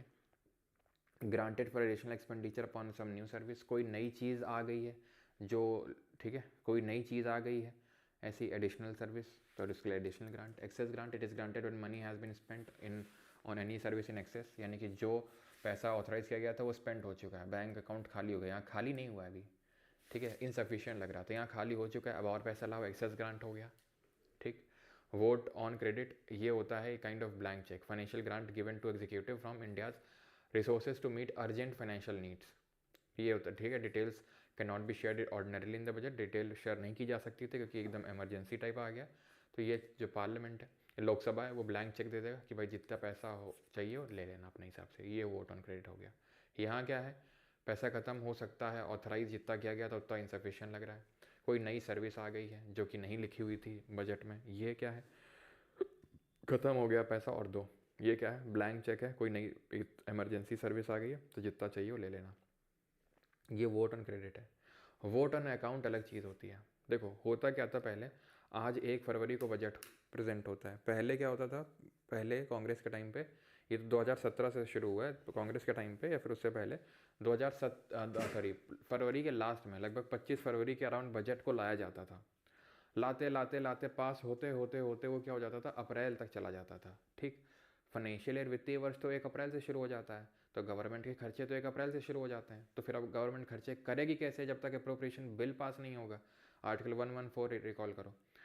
तो क्या करते थे, गवर्नमेंट से ये वोट ऑन अकाउंट करवा लेते थे, बोलते थे 2 महीने के लिए पैसा हमें दे दो, 2 महीने के लिए पैसा इनको सैंक्शन कर दिया था कि 2 महीने तब तक जब तक बजट पूरी तरीके से नहीं फाइनल हो रहा तब तक तुम खर्चे इससे चलाओ। मोदी गवर्नमेंट आई, उसने बोला इतना फालतू की चीज़ करनी ही क्यों, इसको पहले क्यों नहीं कर देते हो, पहले से क्यों नहीं प्रेजेंट कर देते हो, अप्रैल तक खींचना ही क्यों है उसको, तो पहले प्रेजेंट होने लगा, सिंपल। लेकिन पहले ऐसा क्यों होता था, क्योंकि ये ब्रिटिशर्स के टाइम से चला आ रहा था और ब्रिटिशर्स शाम को प्रेजेंट किया करते थे 5 बजे शाम को, ठीक है। तो हमारे यहाँ भी 5 बजे ही होता था शाम को। अब वो तो अब होने लगा है सुबह के टाइम पे, जैसे अभी फरवरी आएगी या फिर आपने देखा होगा जैसे ये अभी चल रहा है इतना टाइम, क्योंकि मुझे पता है कि जैसे मैं क्लास ख़त्म करता हूँ, ठीक है, तो क्लास ख़त्म होते होते तो पूरा बजट अनाउंस हो जाता है, तो मतलब इसी टाइम में होता है वो, ठीक है, सुबह के टाइम होता है, नहीं पहले शाम को हुआ करता था। चलो ठीक है। एक्सेप्शनल ग्रांट भी होता है, ठीक है, special provision made by the parliament to meet specific expense, कोई स्पेसिफिक एक्सपेंसेस जो कि कवर नहीं था बजट में, एक्सेप्शनल सर्विस, ठीक है, एक्सेप्शनल ग्रांट खत्म। मतलब ये ग्रांट है, ज़्यादा वो लोड नहीं लेना, बस थोड़ा सा देख लो क्या क्या है, ठीक है, ज़्यादा लोड मत लेना इसमें ग्रांट वगैरह में या कट मोशन में। कट मोशन थोड़ा देख लो, 1 रुपये पॉलिसी कट है, रिड्यूस द अमाउंट 2 रुपीज़ 1, 1 रुपये देंगे, यहाँ बाई रुपीज़ 100 का रिडक्शन कर दिया, 100 रुपये काट लेंगे बाकी दे देंगे, यहाँ लमसम रिडक्शन है। Supplementary additional excess vote on credit and exceptional grant, ये ग्रांट थोड़ी ध्यान रखिएगा। ये डिटेल तो मैंने आपको बताई दी है, पहले बजट प्रेजेंट किया था, देन डिस्कस, देन स्क्रूटनी करती हैं कमिटीज़, देन वोटिंग होती है, देन अप्रोप्रिएशन बिल और फाइनेंस बिल। मैंने इसको ऐसे याद किया था, पीडीएस वैफ या पीडीएस डैफ करके याद कर लिया था।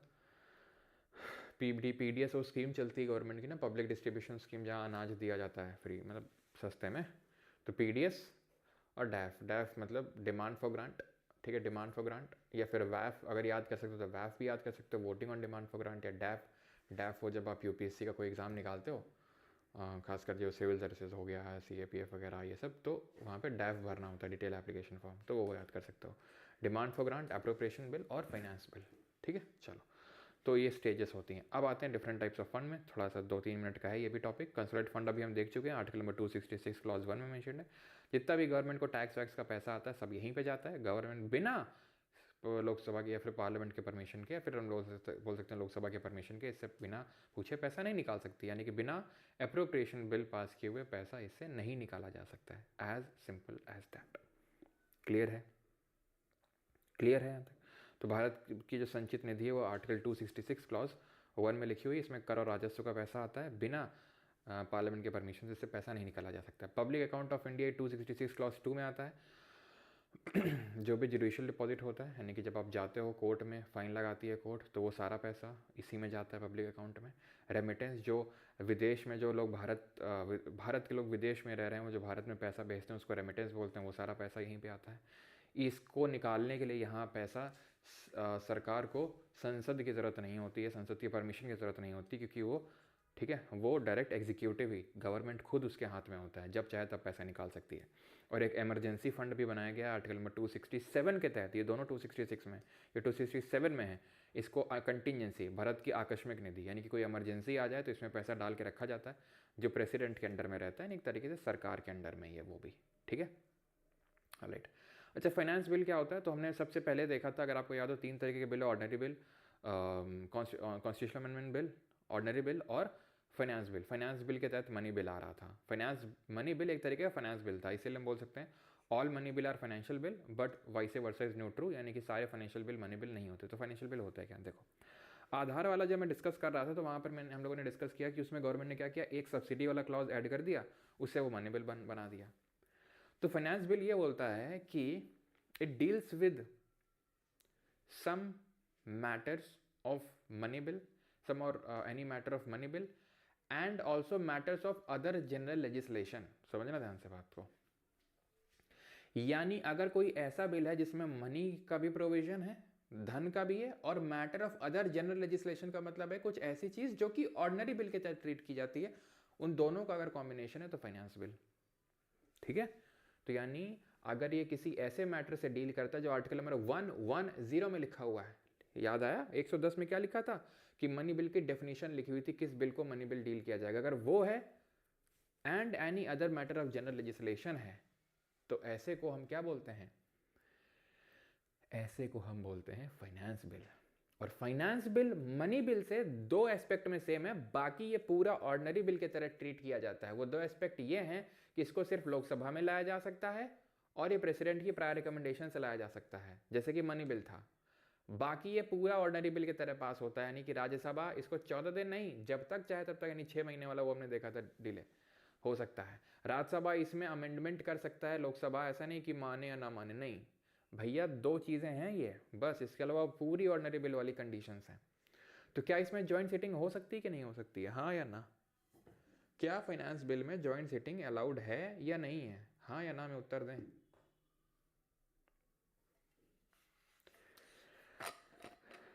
ऐप में लाइव नहीं चलती है गेमर की, यहीं चलती है। अच्छा 11 हो गया, ओके।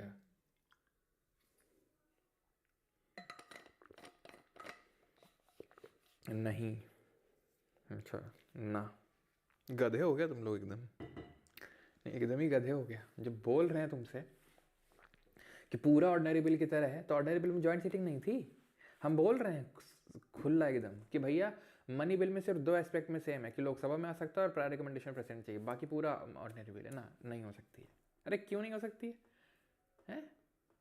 अगर मालूम ना हो सकती थी तो हम बताते ना अलग से कि लोकसभा में आ सकता है, प्रायर रिकमेंडेशन और प्रेसिडेंट चाहिए, और इसमें भी जॉइंट सीटिंग नहीं हो सकती है, और बाकी ऑर्डिनरी बिल की तरह है। मतलब तुम लोगों को वही सामने तुम लोग को उत्तर दिखा दिया तो भी तुम लोग ना कर पाओगे ना कि बेटा ये लगा दो, ए लगा दो, ए, तो भी पता चल लो बी लगा के चले आए। क्यों?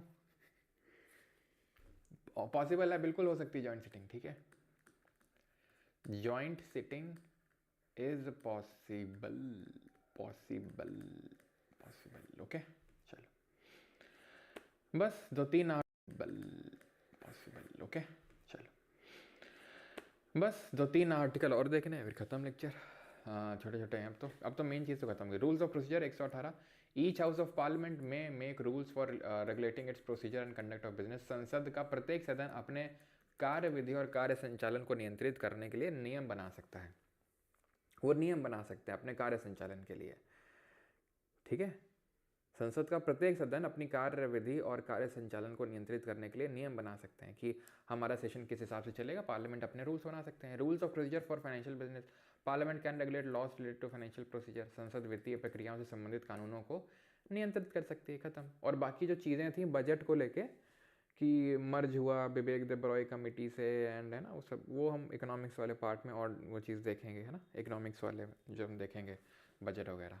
तो regulation of procedure for financial business, ये आर्टिकल 119 में, ठीक है, थोड़ा देख लो बस, ऐसा ज़्यादा लोड लेने की जरूरत नहीं। 120 में लिखा हुआ language to be use in parliament, संसद में प्रयोग की जाने वाली भाषा। तो business of parliament shall be transacted in Hindi और इन इंग्लिश, या हिंदी में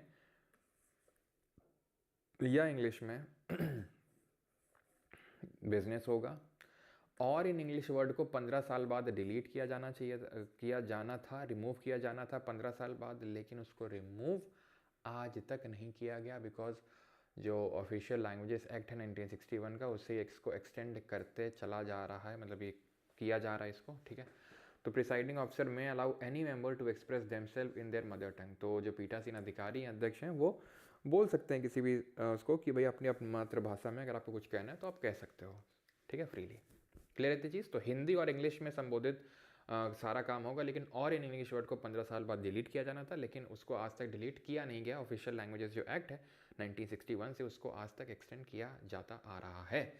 121 में लिखा है कि पार्लियामेंट, ध्रुव भारद्वाज, हाँ जी, तो 121 में लिखा है कि पार्लियामेंट कोर्ट का कंडक्ट डिस्कस नहीं कर सकता है। सुप्रीम कोर्ट के जज ने क्या कहा, चुगलखोरी पार्लियामेंट के अंदर नहीं चलेगी कोर्ट की। 122 में बोला गया है कि कोर्ट पार्लियामेंट की चुगलखोरी नहीं कर सकता है, यानी court not to inquire into proceedings of parliament की पार्लियामेंट ने ये किया वो किया, ये नहीं, क्योंकि पार्लियामेंट का प्रिविलेज हमने देखा था, पार्लियामेंट्री प्रिविलेज हमने देखा था कि वो फ्रीडम ऑफ स्पीच है, कुछ भी बोले हाउस में, कुछ भी करें हाउस में, वो उनका हाउस खुद देखेगा, सिंपल सी बात है। No court shall inquire into parliamentary proceeding, conduct of MPs और officers can not subject to court jurisdiction. 121 में क्या है, कोर्ट पार्लियामेंट की प्रोसीडिंग्स डिस्कस नहीं कर सकता है, कंडक्ट डिस्कस नहीं कर सकता है। उसी तरीके से 122 में कोर्ट पार्लियामेंट का नहीं कर सकता, पार्लियामेंट कोर्ट का नहीं कर सकता है, कोर्ट पार्लियामेंट का नहीं कर सकता है। अब आते हैं आज के आखिरी आर्टिकल में। अब आप रिकॉल करो पार्ट 5, ठीक है। और एक चीज़ ध्यान रखना कि जो लेजिस्लेचर होता है, लेजिस्लेचर जो लेजिस्लेचर होता है वो अपने कंटेम्प्ट के लिए खुद पनिश कर सकता है, ठीक है। जैसे कोर्ट अपने कंटेम्प्ट के लिए पनिश कर सकता है, वैसे ये भी कर सकता है पार्लियामेंट भी। ये चीज़ ध्यान रखना, जैसे किया भी है, जैसे कि यूपी विधानसभा ने किया था अभी कुछ टाइम पहले। थी मैंने आपको बताया भी होगा, पता नहीं एग्जैक्टली बताया कि नहीं, लेकिन हाँ यूपी विधानसभा ने भी कुछ साल पहले, ठीक है, जैसे कानपुर के एक विधायक थे सलिल बिश्नोई, तो उनको सपा सरकार के दौरान वो जब विरोध कर रहे थे ऐसा कुछ, तो उनको पीटा गया। एक IAS ऑफिसर थे उसमें और कुछ पुलिस ऑफिसर, तो उनको अभी बुलाया गया, कुछ अभी 2-3 साल पहले की बात है, ठीक है। तो विधानसभा में बुलाया गया और उनको 1 दिन के लिए काल कोठरी की सज़ा सुनाई गई कि 1 दिन आप कोठरी में रहेंगे क्योंकि आपने हमारे विधायक को मारा, तो मारा कैसे ऐसे, ठीक है। तो उस तरीके से खैर, तो पार्ट 5 पे आते हैं। तो पार्ट 5 में हमने 5 चैप्टर्स देखे थे, chapter 1, chapter 2, chapter 3, chapter 4, chapter 5। Chapter 1 किसकी बात कर रहा था? यूनियन एग्जीक्यूटिव की, आर्टिकल 52 से लेके 78 था। देन चैप्टर 2 देखा था पार्लियामेंट, 79 से 122। ले भैया खत्म हो गया पार्लियामेंट चैप्टर 3। फिर हमने चैप्टर 3 में देखा था ऑर्डिनेंस या लेजिस्लेटिव पावर ऑफ प्रेसिडेंट, 123। सिर्फ एक ही आर्टिकल है, तो इसको भी ख़त्म कर लेते हैं, फिर हम यहाँ से स्टार्ट करेंगे। मतलब अभी तो पार्ट 6 देखेंगे इस लेक्चर के बाद, ठीक है। कल मैं आपको बता दूँ कि जो कल वाला लेक्चर होगा उसमें कुछ चीज़ें क्या क्या होंगी, अभी मैं बताता हूँ, बस ऑर्डिनेंस ख़त्म कर लूँ फिर बताता हूँ कल के लेक्चर में क्या होगा, और उसके बाद फिर देखेंगे क्या होगा, ठीक है। तो पार्ट नंबर 4 और पार्ट नंबर चैप्टर नंबर 4 और चैप्टर 5 ये बाद में देखेंगे हम, पार्ट 6 खत्म करने के बाद। तो आज ये खत्म कर लेते हैं ऑर्डिनेंस। ऑर्डिनेंस क्या होता है? कोविड के टाइम पे क्या हुआ था, सेशन तो चल नहीं रहा था पार्लियामेंट का, सदन तो चल नहीं रहा था पार्लियामेंट का, लेकिन कानून बनाना पड़ा। क्यों? क्योंकि डॉक्टरों को मार रहा है कोई, डॉक्टरों के खिलाफ प्रताड़ना हो रही है, तो इसको लेके तुरंत कानून बनाने की जरूरत थी। खरीद फरोख्त जो हो रही थी दवाइयों की, उसको लेके कानून बनाने की जरूरत थी। लेकिन कानून कौन बनाता है? लोकसभा, राज्यसभा, फिर वो प्रेसिडेंट के पास जाता है, असेंट मिलती है, तब बनता है कानून। लेकिन वो तो सदन में है ही नहीं, सेशन तो चल ही नहीं रहा है क्योंकि कोविड का टाइम चल रहा है। तो ऐसे इमरजेंसी सिचुएशन के लिए प्रेसिडेंट को यह पावर दी गई है कि तुम बना लेना कानून, अपने खुद से अकेले ही बना डालना ड्यूरिंग रेसेस। रेसेस समझ में आया? जब 2 सेशन के बीच का जो गैप होता है उसको रेसेस बोलते हैं। आपके जो जैसे होगा आपके स्कूल टाइम, जैसे हमारे स्कूल में होता था, रेसेस बोलते थे उसको, लंच नहीं बोलते थे, रेसेस बोलते थे, रेसेस, ठीक है। कल ऑफ रखिए, बताते हैं। अरे सर किधर हैं, कहीं पे दिख नहीं रहे हैं, मतलब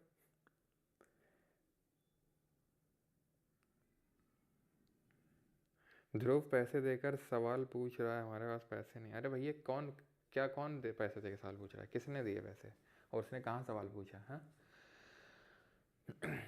सवाल तो तुम्हें लिखने नहीं है, फालतू की चीज़ें तुमसे लिखवा लो बस। कमेंट में इसीलिए देखता हूँ किसी का डाउट हो, लेकिन ना हम जा रहे हैं सर, हमारा दिमाग फट रहा है, हमारा दिमाग में दही हो गया है, यही तुमको सब करना है, ठीक है। तो power of president to promulgate ordinance during recess, तो रेसेस के टाइम पे ऑर्डिनेंस लॉ बना सकता है प्रेसिडेंट। देखो क्या कंडीशन होती है इसमें, तो या तो लोकसभा ना हो या राज्यसभा ना हो या दोनों ना हो, क्योंकि अगर मान लो एक भी है और एक नहीं है तो कानून तो बिना जो बिल है उसको तो दोनों हाउस से पास होना पड़ता है ना, चाहे वो कोई भी बिल हो, दोनों हाउस से पास किए बिना कैसे वो एक्ट बन सकता है? तो दोनों हाउस का होना जरूरी, एक भी नहीं है तो भी ऑर्डिनेंस ला सकता है प्रेसिडेंट, ठीक है। ये लिखा हुआ है has same force as an act of parliament, यानी कि अध्यादेश का संसद के अधिनियम के समान अधिकार होता है। कोई ऐसा नहीं होता है कि ये प्रेसिडेंट ने लॉ बनाया है तो इसके पास सेम पावर होती है, बिल्कुल सेम पावर होती है।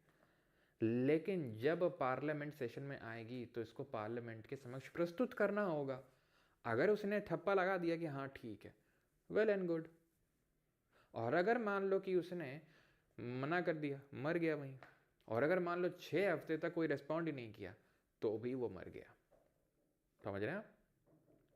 यानी कि अगर सेशन में आए हैं हाउसेस तो उस पर्टिकुलर ऑर्डिनेंस को रखना होता है, और अगर रिस्पॉन्ड रखना है, अप्रूव कर दिया, वेल एंड गुड, नहीं किया मर गया, और अगर 6 हफ्ते तक कोई रिस्पॉन्ड नहीं किया तो भी वो चला गया। यानी कि अगर कई बार इस तरीके से पूछ लेता है कोई ऑर्डिनेंस कि मैक्सिमम लाइफ क्या हो सकती है अगर उसको अप्रूव ना किया जाए, तो अप्रूव कर दिया जाए तो जब तक चल रहा है तब तक तो चलता रहेगा वो, लेकिन ना किया जाए तो कितना हो सकता है, तो बोलते हैं 6 महीने और 6 हफ्ता,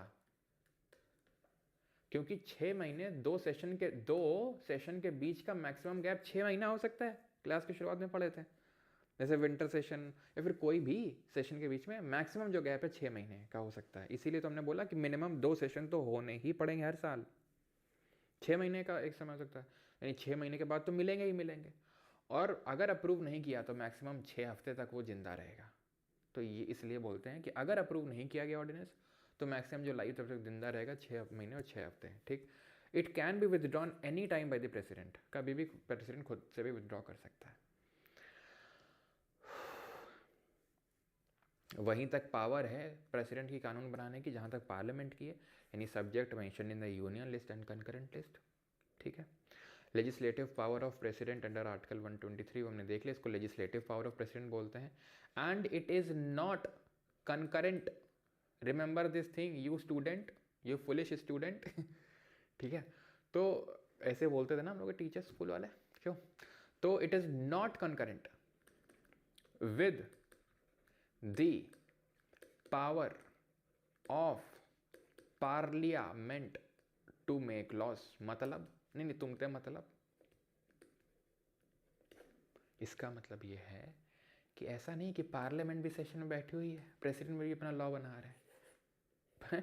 पार्लियामेंट भी सेशन में चल रही है और प्रेसिडेंट भी अपना लॉ बना रहे हैं, तो ऐसा नहीं, सब पैरेलल पावर नहीं है। Not parallel power, not a parallel power, ध्यान रखना, not a parallel power of legislation, not a parallel power of legislation, कि भाई पार्लियामेंट भी सेशन में चल रही है और ये भी अपने अलग से लॉ बनाए पैरेलली बनाए पड़े हैं। ठीक है, तो ये चीज़ ध्यान रखना है। इसी तरीके से गवर्नर को मिली है 213 में, 123, 12 को कर इंटरचेंज, 213। गवर्नर भी ऐसे स्टेट वाला जो लिस्ट के सब्जेक्ट हैं और कंकरेंट वाले उस पर लॉ बना सकता है अपना गवर्नर। ठीक, भी ऐसे स्टेट वाला जो लिस्ट के सब्जेक्ट हैं और कंकरेंट वाले उस पर लॉ। ठीक,